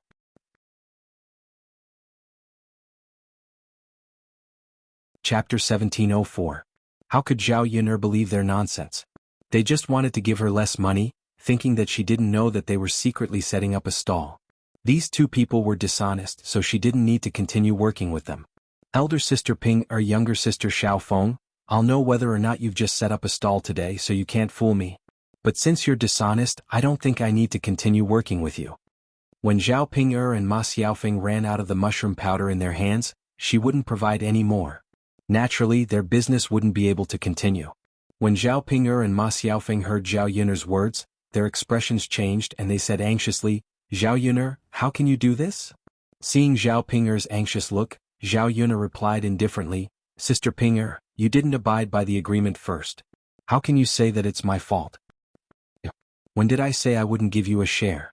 The reason why I didn't give you the money for these few days was that I deliberately kept it for my medical expenses. Your family's little black bit me, so you have to compensate me, right?" Zhao Yun'er laughed coldly, "You reap what you sow. You provoked my family's little black first. Anyway, you have to compensate me for my medical expenses. I'm just keeping it." When Zhao Yun'er saw Zhao Ping'er's tyrannical look, she said, "All right then. Sister Ping'er, you can forget about the money you deducted, but our cooperation ends here." When Ma Xiaofeng heard this, she became anxious and scolded Zhao Ping'er in her heart for being so stupid. How much money was deducted? If Zhao Yun'er ended their cooperation, they wouldn't be able to earn much money in the future, and their losses would be more than that. "Sister Yun'er, don't be agitated. Our cooperation still needs to be done." Sister Ping'er was a little impulsive. "This is her fault. She shouldn't have deducted your money." Ma Xiaofeng hurriedly said to Zhao Yun'er. Zhao Ping'er was a little unconvinced. "Xiaofeng, why are you helping Zhao Yun'er? It's her fault to begin with. I didn't deduct her money for no reason. Is there a need to bully her like this?" Ma Xiaofeng rolled her eyes at Zhao Ping'er in her heart. This woman was simply hopelessly stupid. At this time she still said such words. If Zhao Ping'er really terminated the cooperation with them, she would cry. "Sister Ping'er, these are two different things. You should give this money to Sister Yun'er. About the medical fees you can discuss it again. You can't just deduct it like this." Zhao Ping'er pursed her lips and said unhappily, "Discuss it with her? Discuss my ass. Why would an unreasonable person pay for my medical bills? I don't want to suffer this loss for nothing." If it weren't for Zhao Yun'er, Ma Xiaofeng really wanted to crack open Zhao Ping'er's head to see if Zhao Ping'er's brain was filled with shit. Did some words have to be said clearly for Zhao Ping'er to understand? Zhao Yun'er's eyes turned cold. Zhao Ping'er's days were still too carefree. Since that's the case, then the money I got from setting up the stall these few days will be used as Sister Ping'er's medical fees. In the future, no matter how much money Sister Ping'er earns, it has nothing to do with me. There's no need for our cooperation to continue. I won't cooperate with people who aren't honest, and I don't want to waste time arguing." Zhao Yun'er said and turned to leave. Ma Xiaofeng rushed in front of Zhao Yun'er and blocked Zhao Yun'er's way. Chapter 1705. Discuss? There's no need for that. Doing business is all about honesty. Since you're not sincere, I don't need to continue working with you. In the future we'll go our separate ways. I wish you a prosperous business and make a lot of money." Zhao Yun'er sneered. Ma Xiaofeng frowned and pulled Zhao Ping'er's sleeve. She said to Zhao Ping'er, "Sister Ping, hurry up and apologize. What are you doing here? We're in the wrong. Apologize to Sister Yun'er." Ma Xiaofeng thought that Zhao Yun'er would be angry, so she terminated the cooperation. If Zhao Yun'er's anger subsided after the apology, everything would be fine. Zhao Ping'er pursed her lips and looked reluctant. She thought that without Zhao Yun'er, the business couldn't continue. For the sake of money she could only suffer. Okay then. Zhao Yun'er, it's my fault. I'll apologize to you, okay? Zhao Ping'er didn't have a trace of apology in her tone when she apologized. Instead, she felt that her apology was letting Zhao Yun'er off easy. Zhao Yun'er's mouth raised a playful smile. Sister Ping'er said it's okay, so it's okay? Am I so easy to talk to? Zhao Ping'er glared at Zhao Yun'er angrily and rolled up her sleeves. Zhao Yun, what do you mean? I'm already like this and you still can't do it? What do you want? Zhao Yun'er replied faintly, I don't want anything. I just don't want to continue working with you. There's nothing to do with it. After that, Zhao Yun'er broke free from Ma Xiaofeng's grip on her hand and left arrogantly.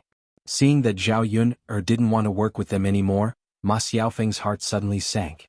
Without Zhao Yun'er's secret recipe, her breakfast stall couldn't make any money at all. How would she have the money to support her family?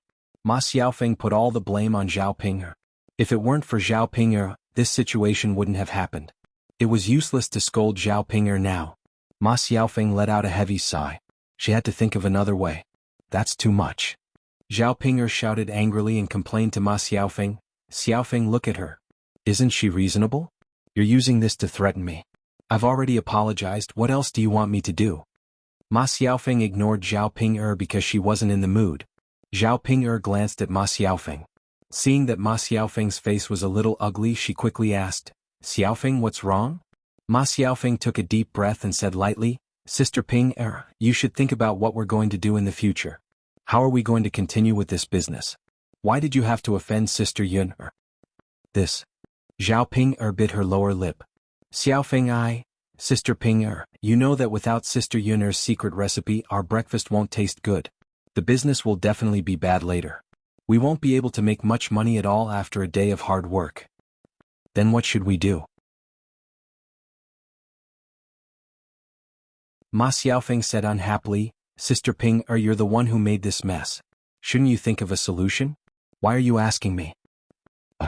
Zhao Ping was suddenly speechless. She was just arguing with Zhao Yun in a moment of anger. She didn't expect that it would lead to such a situation. The breakfast stall's business must be done. Otherwise, where would she get money? Without money, she didn't know what the family Qin people would say about her. By then, she wouldn't have a good life at her in-laws' house. Chapter 1706. If you don't beg, you won't have a chance. Ma Xiaofeng replied unhappily, Sister Pinger, you have to be more sincere about this matter. Talk to Sister Yun properly and apologize properly. Maybe Sister Yun will change her mind. No matter what, you are her biological sister. I believe that Sister Yun won't be so ruthless. Zhao Pinger couldn't stand the thought of having to put aside her pride to beg Zhao Yun. She really couldn't accept Zhao Yun's arrogance in front of her. This. Xiaofeng, don't you have any other ideas? Ma Xiaofeng chuckled. If it weren't for her feelings, she would have mocked Zhao Pinger. Sister Pinger, then tell me, what other ideas do you have now? If you can come up with an idea, naturally you don't have to beg Sister Yun. This. Zhao Pinger bit her lower lip. How could she come up with an idea with her brain? Okay then. I'll talk to her later. By the way, Sister Pinger, your family is going to hold a banquet. Send some money as a gift. Maybe it will be easier to talk to her. Ma Xiaofeng reminded her. She was more anxious than Zhao Pinger. After all, she was more in need of money than Zhao Pinger. Now that her family depended on her to support them, she had to plan carefully. After Zhao Yun left, she and Mulan continued to shop at the market. This time Mulan bought some mung bean barley. She wanted to learn from Zhao Yun and make some desserts for her family. After the two of them bought the desserts, they rushed back with Xiao Mao. When Zhao Yun arrived home, Liang Jinxiao's relatives from her maternal family had all come over. Her sisters-in-law, her own uncle, aunt, and grandmother had formed a group. If it wasn't for the fact that the hall was big, it probably wouldn't be able to fit them all. A group of people looked left and right at Zhao Yun's house, sighing at the luxury of Zhao Yun's house. After all, such a house was too rare in the countryside. Many people had never seen it before. Zhao Yun's second aunt couldn't help but sigh. Mother, look. Big sister's house is really good. There are so many things. How spacious is it? How comfortable is it to live? Wu Zhenju's eyes sparkled as she spoke. Her eyes were filled with envy. First Aunt Guo chimed in, that's right. Such a house is so grand. No one in our village can live in such a big house. Eldest sister is so lucky. How enviable. When Granny Liang heard this, she chuckled and replied, this is a good thing. We should all be happy. Guo smiled and agreed, Mother, you're right. We should all be happy that eldest sister's family is doing well. That's right. After all, we're family. I'm happy to see Qiao living well. Granny Liang had a bright smile on her face. It was obvious that she was happy for Zhao Yun's family from the bottom of her heart. Liang Jinxiao was her biological daughter. As a mother, which mother didn't want their children to live well? Mother, eldest brother, eldest sister-in-law, second brother, second sister-in-law, have some mung bean soup to quench your thirst. Liang Jinxiao brought out a jar of mung bean soup. It was left over from yesterday. Zhao Yun had kept it in a simple self-made refrigerator. It was still cold, so it was just right to serve it to her family. Oh, there's still mung bean soup? Wu Zhenju's eyes lit up when he heard this, and he immediately went to the table. Liang Jinxiao smiled and replied, yes, there's still some left. Yun made it.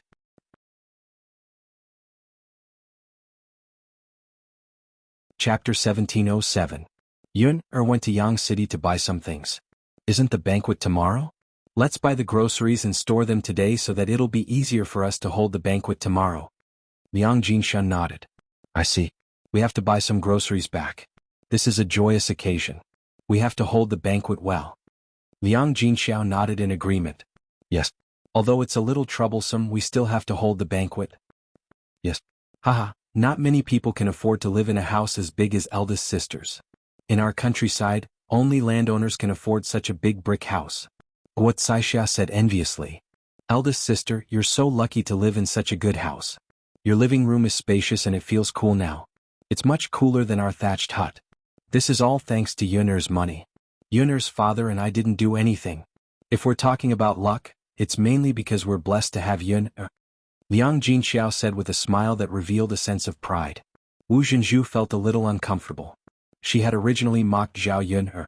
Now that Zhao Yuner's family was doing so well, it was a slap to her face. Unfortunately, she couldn't take back the words she had said. Eldest sister, hurry up and give mother a bowl to drink. Wu Zhenju urged. She was a little impatient when she saw Liang Jinxiao holding the mung bean soup and chatting with it without drinking. She was too embarrassed to say that she wanted to drink it, so she could only say that she would give old Madame Liang a bowl. Liang Jinxiao finally reacted and nodded. Yes, you must be tired and thirsty after such a long journey. Come and drink some. As he spoke, Liang Jinxiao placed a few bowls on the table and poured the mung bean soup into them. He handed a bowl to old Madame Liang first. Mother, here, drink. Old Madame Liang took it with a smile. Okay. You guys drink too. Yes, mother. Without Liang Jinxiao's order, Wu Zhenju eagerly picked up a bowl of mung bean soup from the table and poured it into his stomach. She knew that there was not much mung bean soup left. If she finished it first, she could ask Liang Jinxiao to pour more for her. Wow, it's cool and sweet. It's so delicious. It quenches my thirst. After drinking a bowl of it, I feel much more energetic and less hot. Wu Zhenju sighed. After the two men finished drinking, they said, this mung bean soup is similar to Yuner's sour plum soup. They're both thirst-quenching. While speaking, the two men wiped the sweat beads on their foreheads. They felt very comfortable. Their whole body was sweating and they felt a lot better. Ever since they finished their work, they didn't stay in the third branch. When they went back, the food they ate wasn't as good as the food in the third branch. Both of them missed the days when they worked. Sister, do you have any more? I'm done. Can you pour me another bowl? After Wu Zhenju gulped down a few mouthfuls of the mung bean soup, he held the bowl in front of Liang Jinxiao. It seemed like he was asking for permission, but he was actually ordering Liang Jinxiao. How could Liang Jinxiao not give Wu Zhenju more? Second sister-in-law, there's more.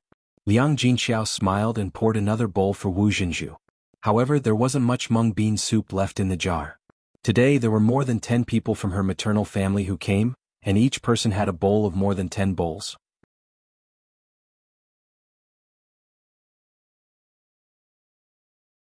Chapter 1708. Liang Jinxiao shook her head and said, no, it was Yun who used ice cubes. Wu Zhenju was slightly stunned. What? She used ice cubes? Where did she get ice cubes on such a hot day? This. Liang Jinxiao hesitated and did not know how to explain. She didn't know how to use the ice cubes. She didn't know what Zhao Yun put in the basin, but she made a pile of ice cubes. I don't know either. Yun has a lot of ideas. She came up with it. I see. Wu Zhenju did not dwell on this matter and continued to drink the mung bean soup in his hand. The mung bean soup tasted excellent and quenched thirst. It was really a good thing. The adults liked it and the children liked it even more. The few children who were brought over held the bowls and drank it. Liang Xingyue copied Wu Zhenju and quickly drank a bowl of mung bean soup. Then she took the bowl and asked Liang Jinxiao for more. Liang Jinxiao saw that Liang Xingyue was actually here. She did not notice it earlier, but now she noticed it. She asked Wu Zhenju in confusion, second sister-in-law, what's going on? Shouldn't Xingyue be married by now? How did she have time to come here? A married woman should be staying at her in-laws' house. Liang Xingyue should not be attending her in-laws' activities. Wu Zhenju's face suddenly fell when he heard this. Guocaixia could not help but snicker. However, she suppressed her emotions and explained to Liang Jinxiao, eldest sister, don't you know? Know what? Sigh, Xingyue's in-laws broke off their engagement, so she did not get married. What? Liang Jinxiao was slightly stunned. She did not expect this to happen. In the countryside, the chances of being rejected by the in-laws were very small. Her eldest niece was quite pretty, so there shouldn't be any reason for her to be rejected. Wu Zhenju's resentful gaze fell on Guocaixia. She felt that Guocaixia was gloating at her daughter's misfortune and couldn't wait for her daughter to end up like this. Guocaixia didn't care about Wu Jinzhu's gaze and continued, "There's nothing we can do about it. If we want to blame someone, we can only blame Xinyue for not having a good reputation. That family suddenly changed their mind and wanted to marry someone else's daughter. It was said that his daughter had married into a lower class, and her dowry was worth several hundred taels of silver. Our Liang family is just an ordinary family. What can we use to compare with them? Since other families' daughters are worth more, they definitely won't want our Liang family's daughter." After Guocaixa's explanation, Liang Jinxiao finally understood what was going on. She thought of her second sister-in-law's smug and proud look. She did not expect that the engagement would be rejected. It was really a slap in the face. No wonder Wu Jinzhu looked so embarrassed now. Some things could not be flaunted too much. No one could predict the outcome. The more you flaunted, the more people would laugh at you. Nowadays, both the bride and groom are interested in family background. We can't blame them. However, it's not very kind of them to do this after the engagement. Liang Jinxiao lamented. There's nothing we can do about it. They are rich and powerful. We don't dare to find trouble with them even if the engagement is rejected, Guocaixia said, hiding the smile on her face. Because of this matter, she had taken pleasure in his misfortune.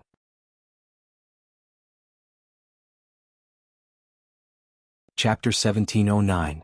Sometimes one shouldn't be too cocky in life. The faster one was cocky, the faster one would die. Liang Jinxiao sighed. That's true. Even if we want to cause trouble, we have to have the confidence to do so. They're all ordinary people. It's not worth it if we cause trouble and implicate ourselves. Guocaixia chuckled and said, Isn't that so? We can only suffer in silence. I heard that the bride's family is not only rich, but they also have relatives who are officials. How would we dare to provoke an official's family? Liang Jinxiao nodded. That's true. If they're unhappy, they'll say that we're causing trouble for no reason and that we'll suffer when we get caught in jail. Eldest sister, you're right. That's why we didn't go to them to talk about this. Guocaixia hid her smile and secretly glanced at Wu Jinzhu. When she saw Wu Jinzhu's dark face, she felt even happier. Wu Jinzhu pursed his lips and muttered, My Xinyue is good looking. If they don't know what's good for them and don't want her, they'll definitely find a better one. Guocaixia couldn't help but tease him. Second sister-in-law, it's not easy to find a good man these days. Moreover, Xinyue's marriage was annulled. Most people would feel uncomfortable. I think it's good enough for her to find a passable man in the village to marry. She can't choose a man with good conditions. If she can't find one, it'll drag Xinyue's age down. When she marries in the future, I'm afraid she can only find a man with worse conditions. He's either poor or old and can't find a wife. Wu Jinzhu knew that Guocaixia said this on purpose and vented his anger. Sister-in-law, what are you talking about? Since my Xinyue can find one once, she can find one a second time. It's fine as long as he's good-looking. Wu Jinzhu retorted. His words implied that Guocaishia's daughter, Liang Shizi, was not as beautiful as her daughter. Guocaixia sneered, all right, second sister-in-law, you can say whatever you want. When the time comes, I'll see what kind of good husband Xinyue can find. When Liang Jinxiao saw that the two sisters-in-law were at daggers drawn, he hurriedly said, Second sister-in-law, in fact, it doesn't matter who the child marries. The main thing is that the person she marries is honest, down-to-earth, kind-hearted, and treats Xinyue well. Liang Jinxiao felt that this was the kind of son-in-law he should find. Sometimes, it would be useless to pursue a man if he did not have a good character. Wu Jinzhu didn't take it to heart. Which man in the countryside isn't down-to-earth? If the family doesn't have money, don't tell me my Xinyue will have to marry over and live a hard life? Most importantly, she still hoped that her daughter would marry into a good family so that she could enjoy a good life together with her. Liang Jinxiao was speechless for a moment.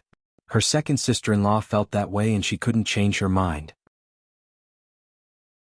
Anyway, she felt that a man's character was more important than money. Guocaixia rolled her eyes and sneered at Wu Jinzhu in her heart. Did he really think that rich people were as easy to pick up as cabbages on the street? Although Liang Xinyue was beautiful, her engagement had been broken off and she was not as good as her Liang Shizi. It was good enough that she found an ordinary family to marry. She was still thinking about a rich family. It was simply a fool's dream.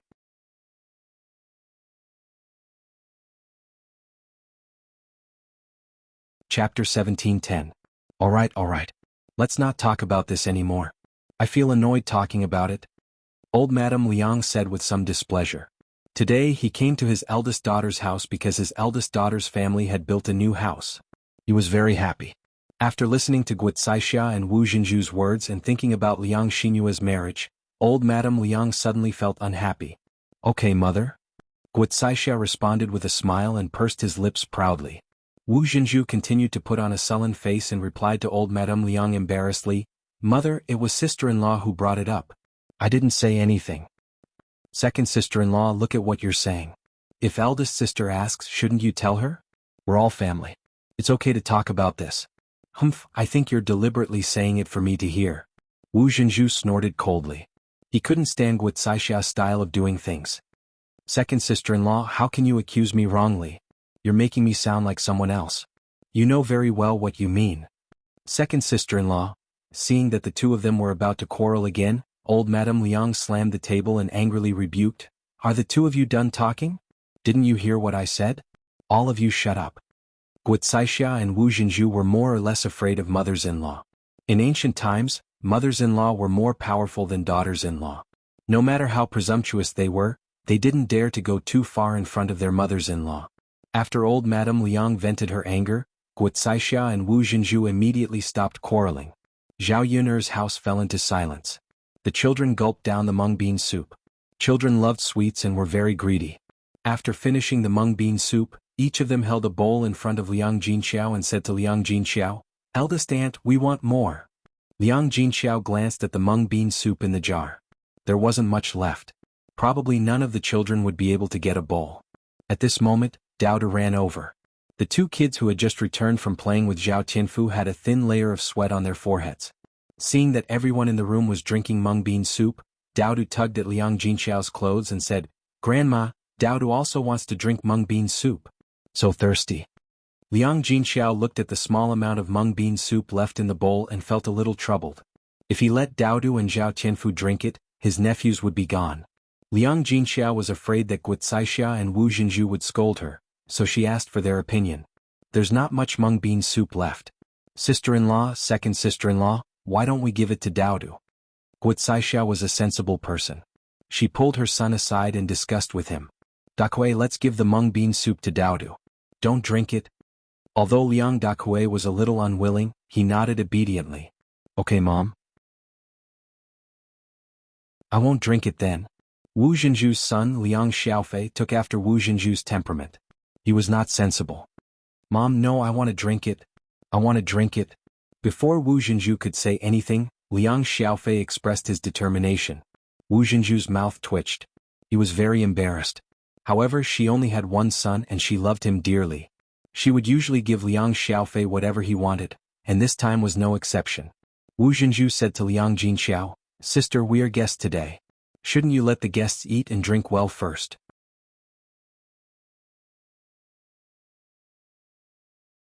Chapter 17:11. Wu Jinzhu's words made sense.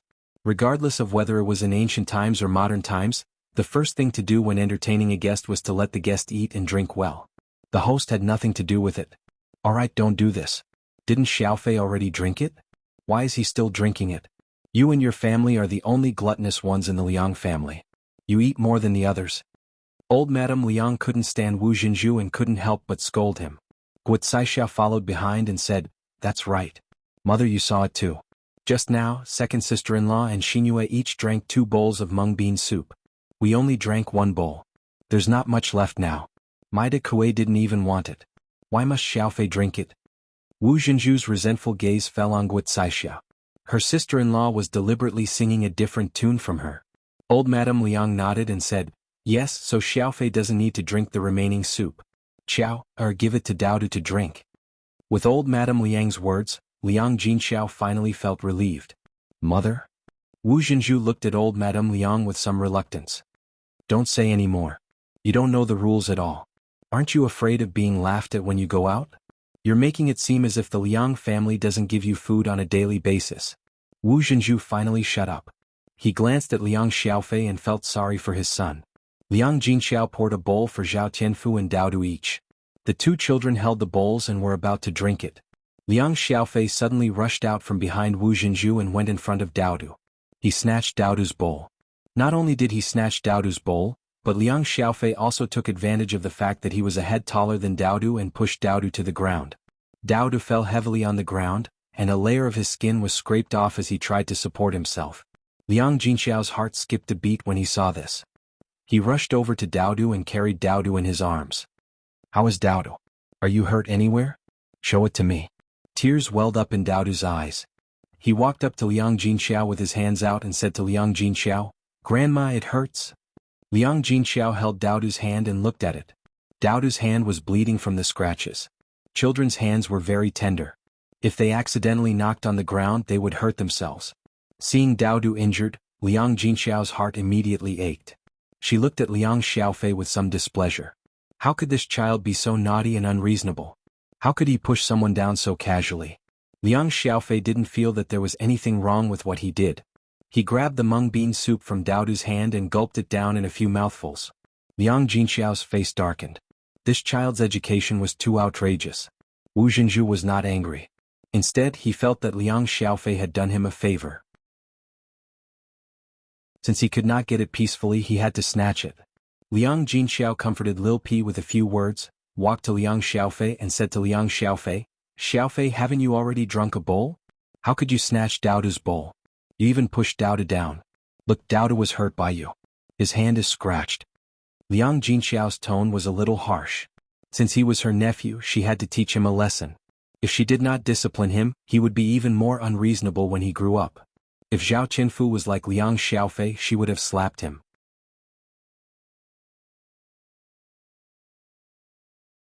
Chapter 17:12. Wu Zhenju hurriedly defended his son and said, "Eldest sister, what are you doing? Xiaofei is still young and doesn't know any better. Aren't you afraid that you'll scare him by being so fierce?" Liang Jinxiao's expression did not look good. She took a deep breath and argued with Wu Zhenju, "Second sister-in-law, that's not right. Xiaofei may be young, but it's wrong to steal from others. Not to mention he even hurt Daodu. If we don't teach him a lesson now, won't he become a bandit when he grows up?" Liang Jinxiao's words made Wu Zhenju very unhappy. Wu Zhenju rolled up his sleeves and put his hands on his waist. He said fiercely to Liang Jinxiao, "Eldest sister, who are you saying will become a bandit when he grows up? My Xiaofei only took some mung bean soup from your family to drink. Is there a need to say that he will become a bandit when he grows up? What kind of person are you? You treasure a little mung bean soup and can't bear to give it to my Xiaofei. To think that Xiaofei calls you eldest aunt." Liang Jinxiao's mouth twitched and her expression turned even uglier. "Second sister-in-law, I'm not saying that Xiaofei will definitely become a bandit when he grows up. I'm saying that children should be educated well from a young age. Otherwise, who knows what he will become when he grows up if he learns bad things. If he learns how to steal now, won't he become a bandit when he grows up? Second sister-in-law, I know that Xiaofei is your son and that you treasure him and spoil him, but you can't do this." Wu Zhenju snorted coldly and said sarcastically, "Ha, eldest sister, are you teaching me how to educate a child? Your second brother doesn't even care about my Xiaofei. What are you doing here? You're no longer part of the Liang family after marrying out. What right do you have to criticize my Xiaofei? Can't you just teach your child well? I have the final say in how my Xiaofei teaches you." Liang Jinxiao bit her lower lip. It was really tiring to argue with someone as unreasonable as Wu Zhenju. If Liang Xiaofei really followed Wu Zhenju's teachings, this child would definitely be ruined. "Second sister-in-law, I don't care what Xiaofei does, but this child has hurt Daodu. He has to apologize to Daodu." Liang Jinxiao took a deep breath and said with a cold look in his eyes. Liang Xiaofei tugged at Wu Zhenju's sleeve and shook his head. "Mother, I don't want to apologize. Little Fei, just apologize. It's indeed your fault for snatching other people's things." Old Madame Liang couldn't stand it anymore and tried to coax Liang Xiaofei. However, as Liang Xiaofei was old Madame Liang's precious grandson, old Madame Liang's attitude wasn't too tough. Instead, she used a negotiating tone. In the end, Liang Jinxiao's family was an outsider to old Madame Liang. They were not as close as her own grandson. Liang Xiaofei pouted and continued to refuse. "No, I don't want to apologize.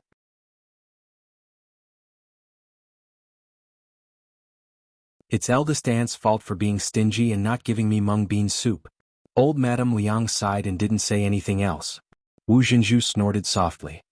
"Eldest sister, we're guests today and Xiaofei is just a child.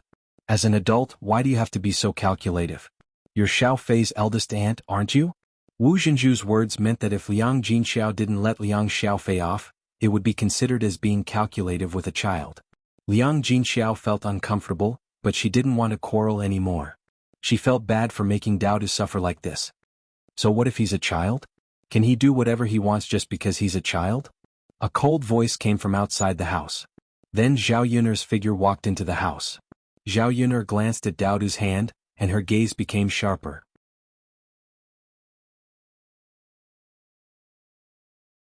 Chapter 17:13. She couldn't care less about what they did to others, but if they hurt Daodu, she wouldn't sit back and do nothing. Liang Jinxiao's gaze fell on Zhao Yun'er when he saw Zhao Yun'er walk in. He sighed in relief because he knew that Zhao Yun'er wouldn't let Daodu suffer any losses now that she was back. Wu Zhenju was slightly taken aback and looked at Zhao Yun'er. Zhao Yun'er's aura was so oppressive that she couldn't breathe. She couldn't help but feel a chill run down her spine. Wu Zhenju's mouth twitched and revealed an ugly and fake smile. He greeted Zhao Yun'er. Yun'er, you're back. Zhao Yun'er sneered and ignored Wu Zhenju. She stared coldly at Liang Xiaofei, who was standing behind Wu Zhenju. Such a young child, under Wu Zhenju's nurturing, had become unruly and out of control. Now he was acting so unreasonable in her house and even bullying Daodu. Wu Zhenju knew that Zhao Yun'er was angry. He thought that Zhao Yun'er was going to teach Liang Xiaofei a lesson. He quickly stood in front of Zhao Yun'er and said to Zhao Yun'er, Yun'er, Xiaofei is just a child. Don't be too calculative with him. He was just being naughty for a while. It's not a big deal. Zhao Yun'er's lips curled into a cold smile. He's just a child. It's not a big deal. You shouldn't be calculative with a child. Wu Zhenju smiled embarrassedly. Yeah. We adults shouldn't get involved when children are being naughty. It's normal for small fights to happen. Zhao Yun'er didn't say anything. The smile on her face was too cold. No one could guess what Zhao Yun'er was thinking. It was because of this that Wu Zhenju felt a sense of danger. Zhao Yun'er walked in front of Daodu and said to Daodu, Daodu, did you hear what your second aunt said? We adults shouldn't get involved in small fights between children. Do you know if I can help you? Daodu nodded and replied in a soft voice, Mother, Daodu knows. Wu Zhenju sighed in relief. He thought that since Zhao Yun'er said that, she wouldn't pursue this matter. But in the next second, Wu Zhenju's face. Zhao Yun'er said softly, Since Mother can't help you, then you have to rely on yourself. We can't be at a disadvantage. How others bully you, you have to bully them back. Have you forgotten all the kung fu your father taught you? Why didn't you use it at a critical moment? Uncle Xiaofei is so old, can't you beat him? After being reminded by Zhao Yun'er, Daodu's eyes lit up. Mother, Daodu can do it. Zhao Yun'er patted Daodu's head and said, Since you can, then go. Remember, don't be at a disadvantage. Mother, Daodu knows. Daodu clapped his little hands. His eyes, which were still glistening with tears, suddenly revealed a sharpness that didn't match his age. Wu Zhenju's heart suddenly tightened. His lips trembled as he asked, Yun'er girl, what are you trying to do? Zhao Yun'er smiled coldly. I'm not trying to do anything. Since it's a matter between children, I naturally won't get involved. I'm just letting Daodu solve it himself. Second aunt, you said it yourself. It's just children being mischievous. We'll just watch. You won't get involved, right?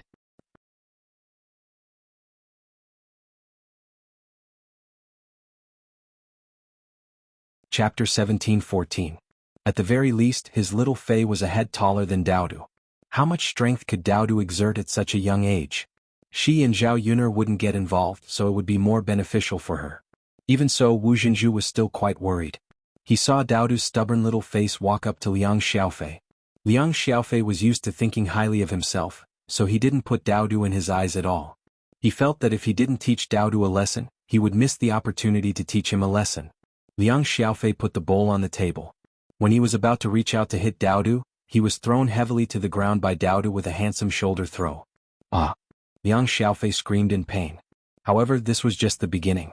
After Daodu threw Liang Xiaofei to the ground, he punched Liang Xiaofei's chest a few times. Zhao Yun'er watched coldly from the side.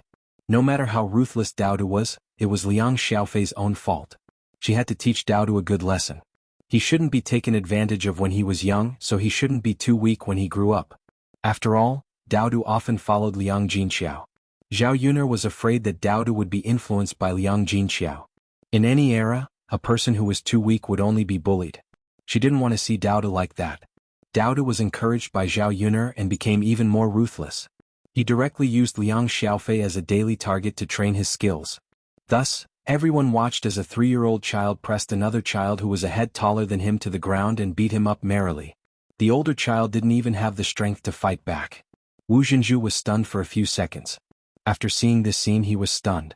He hurriedly tried to push Dao Du away from Liang Xiaofei, but Zhao Yuner blocked him. "Second aunt, what are you doing?" Zhao Yuner asked with a cold smile. Wu Zhenju said angrily, "Yuner, look at what Dao Du has done to my little Fei." Zhao Yuner smirked and asked, "So what? It's just a fight between children. Didn't second aunt say that before? Why are you feeling sorry for little Fei now? Can't bear to see him get beaten up by my Dao Du?" Wu Zhenju was so angry that his face turned ashen. He pointed at Zhao Yuner and scolded, "What fight? Are you blind or what? My little Fei's face is bruised and swollen. This isn't light." Zhao Yuner put her hands on her waist and said indifferently, "Second aunt really does feel sorry for her son. However, you are so agitated when your little Fei gets beaten up. My Dao Du was pushed to the ground and scraped his hand, but you are so casual about it. You can't say that your son is a treasure while someone else's son is trash, right? You, second aunt, little Fei can't beat my Dao Du because little Fei doesn't have the ability. He's so much older than my Dao Du, but he was pushed to the ground and beaten up. How embarrassing. Second aunt is an adult, so don't help her. Otherwise, if an adult like you bullies my Dao Du, I won't let you off." Zhao Yuner warned coldly. Wu Zhenju was intimidated by Zhao Yuner's sharp gaze. He didn't dare to step forward and could only watch as Liang Xiaofei got beaten up. Hitting Liang Xiaofei's body was more painful than hitting her. "Dao Du, why are you being so gentle? Did mother not feed you enough and you don't have any strength now?" Zhao Yuner called out to Dao Du.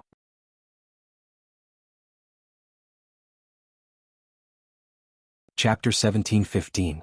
With his mother backing him up, he wasn't afraid of anything. Thinking about what Zhao Yuner had taught him before, Dao Du didn't hold back at all when he beat someone up. Today, if he didn't fight for his face, he had to fight for his dignity. He had to beat Liang Xiaofei until he remembered that he wasn't someone who could be easily bullied. Wah wah wah, Liang Xiaofei cried miserably as he was beaten up. Wu Zhenju was so anxious that she stomped her feet. Unfortunately, Zhao Yuner was blocking her, so she couldn't save Liang Xiaofei. She could only watch as Liang Xiaofei was beaten up. Zhao Yuner, that bitch, she was too much. If anything happened to her little Fei, she wouldn't want to live either. Wu Zhenju hurriedly gave Liang Jinhui a look. She couldn't save Liang Xiaofei. As Zhao Yuner's second uncle, Zhao Yuner had to listen to him, right? Liang Xiaofei was Liang Jinhui's son after all. How could Liang Jinhui watch his precious son get beaten up so badly? Thus, he took a step forward and discussed with Zhao Yuner. "Yuner girl, our little Fei was in the wrong this time. I apologize to you. Look, Dao Du has been beating him up for so long. Shouldn't he let our little Fei go?" Zhao Yuner's eyes turned cold. She chuckled and said, "Second uncle, your words make it sound like I won't let little Fei go." Then Dao Du, "Second uncle, that's a matter between children. If you don't want little Fei to get beaten up, then let little Fei fight back. Don't tell me that little Fei can't beat Dao Du even though he's a head taller than Dao Du." Liang Jinhui was a little frightened by Zhao Yuner's cold eyes. His wife didn't know how powerful Zhao Yuner was. He had been with her for a long time and knew that Zhao Yuner was not to be trifled with. If Zhao Yuner got angry, the situation would be very serious. Wu Zhenju originally hoped that Liang Jinhui would be able to help Liang Xiaofei, but now that he found out that Liang Jinhui was a coward, he didn't dare to say a word.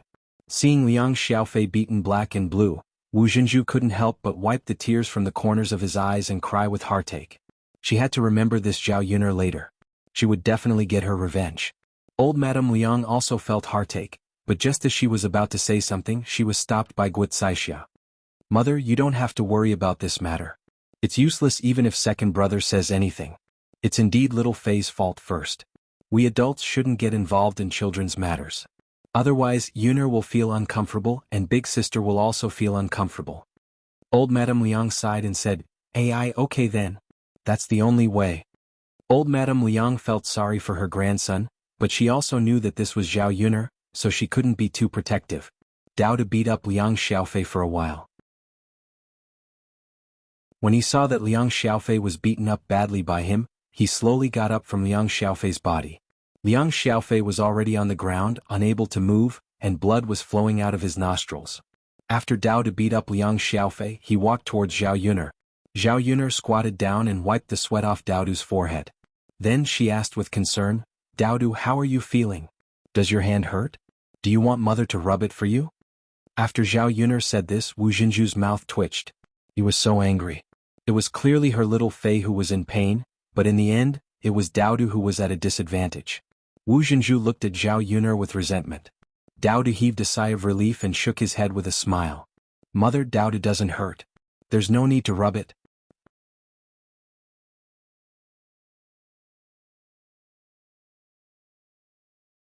Chapter 17:16. At the same time, Zhao Yuner didn't forget to teach him, Dao Du, the next time someone bullies you, crying is useless. You have to use your fist to teach them how to behave. You're a man, so you have to know how to protect yourself. Do you understand? Yes. Mother, Dao Du will definitely do that in the future. Good boy. Seeing that Dao Du was tired, Zhao Yuner felt a tinge of sadness in her heart. This child had suffered so much in the past and was bullied by so many people. Fortunately, it wouldn't happen again in the future. With her around, no one would dare to bully the mother and son. Wu Jinzhu cried as he rushed to Liang Xiaofei and carried Liang Xiaofei. Liang Xiaofei continued to cry loudly. When he reached Wu Jinzhu's arms, he cried even more fiercely. Mother, it hurts. It hurts so much. Wu Jinzhu patted Liang Xiaofei's back and said, All right. Xiaofei, don't cry. Mother knows that Xiaofei has been wronged. Mother. Liang Xiaofei realized that when he opened his mouth, a tooth fell out of his mouth. It was still stained with blood. Wu Jinzhu was shocked when he saw it. He couldn't help but scold Zhao Yuner. Zhao Yuner, look at your family's Dao Du, isn't he too ruthless? My family Xiaofei's tooth has been knocked out. So what? If he can't beat others, he can only be beaten. Why don't your family Xiaofei stop teasing my family's Dao Du? Otherwise, he'll have to bear the consequences. Second aunt didn't teach her child well. How can you blame my family's Dao Du? Zhao Yuner replied indifferently. She didn't care about Liang Xiaofei's injury at all. Wu Jinzhu was so angry that his liver hurt. It's just a child. Why are you so ruthless? It's really bad luck to have such a relative. Xiaofei's father, as a man you can't even protect your own son. What's the use of you? I think he's just a good-for-nothing. Wu Jinzhu vented all his anger on Liang Jinhui. If Liang Jinhui had made a move just now, Liang Xiaofei would not have been injured so badly. Liang Jinhui expressed his helplessness. How could a man like him protect her? Should he make a move on a child or a woman? If he protected her, he would be scolded again. Little Fei's mother, this is our little Fei's fault. It's fine if a child's teeth fall out. They'll grow back in a while. This is a lesson for Xiaofei. He should restrain his temper. It's fine if he's arrogant at home. Our family can spoil him, but no one will let him do as he pleases outside. After listening to Liang Jinhui's words, Wu Jinzhu became even angrier. Useless means useless. Why do you have to do all this nonsense? Xiaofei is just unlucky to have a useless father like you. Liang Jinhui was a little embarrassed. This woman was not done yet. Guocaixia, who was standing at the side, was gloating. She was very happy to see the second branch suffer. Usually, Liang Xiaofei was very pampered in the Liang family. He often bullied her family's Dekue, but Wu Jinzhu was very protective of him. Every time it was Liang Xiaofei who suffered. Now that she saw Liang Xiaofei being taught a lesson, she finally vented her anger. Evil brats like Liang Xiaofei had to be taught a lesson. Otherwise they wouldn't know what was good for them.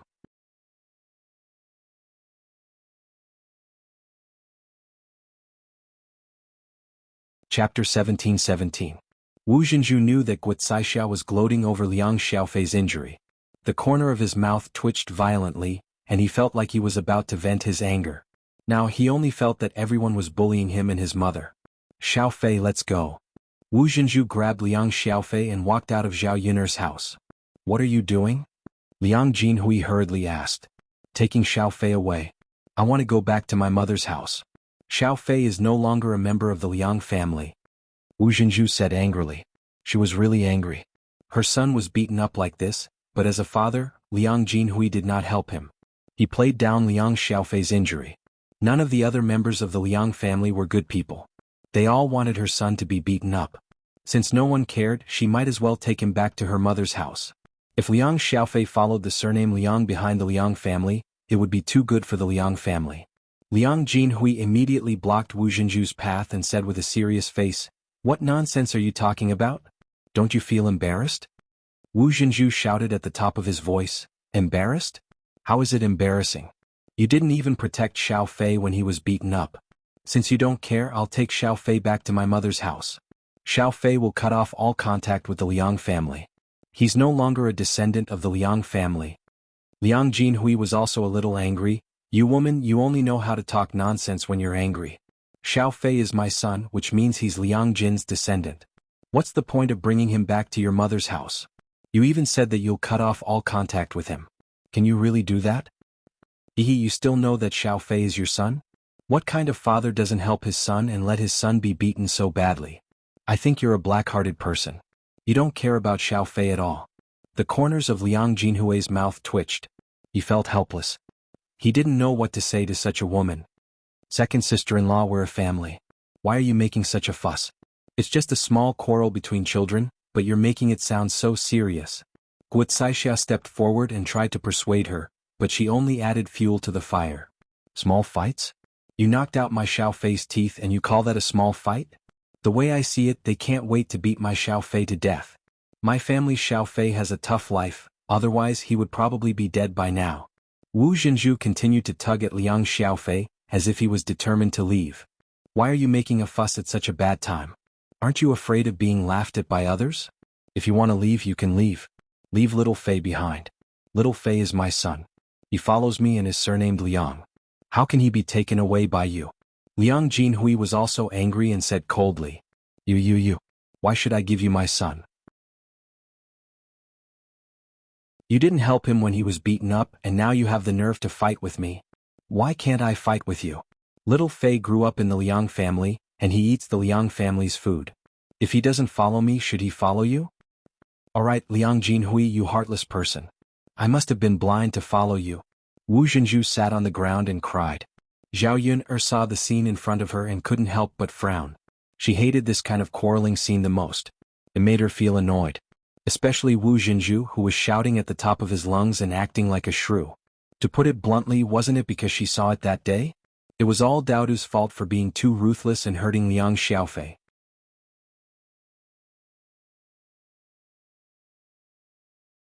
Chapter 17-18. Zhao Yun'er's cold voice drifted over. Are you going to scram or not? If you want to scram, then hurry up and scram. Don't make a fuss in my house and bring bad luck to yourself. Wu Zhenju's resentful eyes fell on Zhao Yun'er. The instigator of all this was Zhao Yun'er. This be asterisk t. Wu Zhenju was so angry that he picked up the iron shovel next to him and wanted to swing it at Zhao Yun'er. He had to fight it out with Zhao Yun'er today. Zhao Yun'er narrowed her long and narrow eyes. Just as she was about to dodge, someone kicked Wu Zhenju in front of her and sent him flying. Wu Zhenju fell heavily to the ground and cried out in pain. The iron shovel also fell to the side. Everyone looked up and saw Mu Lianfeng standing in front of Zhao Yun'er with a sullen face. Mu Lianfeng asked gently, Yun'er, are you all right? Zhao Yun'er shook her head and said, I'm fine. You came just in time. How could anything happen to me? Mu Lianfeng responded. His deep and cold eyes stared at Wu Zhenju and his gaze suddenly became sharp. Wu Zhenju felt a murderous aura. He looked up at Mu Lianfeng and was intimidated by the aura that Mu Lianfeng was emitting. The Liang family's gaze also fell on Mu Lianfeng. Among these people, except for Liang Jinhui and Liang Jinshen, no one else had seen Mu Lianfeng before. Mu Lianfeng was wearing a purple brocade robe and exuded the aura of a noble. One look at Mu Lianfeng's attire and the noble aura he exuded showed that he was not an ordinary person. When the two unmarried girls from the Liang family saw Mu Lianfeng, they were completely attracted to Mu Lianfeng. In all their lives they had never seen a man so handsome. It was as if he had walked out of a painting. His eyes were as charming as peach blossoms, his tall nose bridge, his thin lips and his well-defined face were truly captivating. Liang Xinyue and Liang Xinzi's hearts rippled. They were deeply captivated by Mu Lianfeng. If they hadn't seen it with their own eyes today, they wouldn't have believed that there was such a man. He was much better looking than the villagers in the village. Most importantly, Mu Lianfeng was not only handsome, but also had an extraordinary status. His family must be rich. Many women wished to marry such a man. Liang Xinyue and Liang Xinzi were both dazed by Mu Lianfeng. How could they pay attention to Wu Zhenju's trivial matters?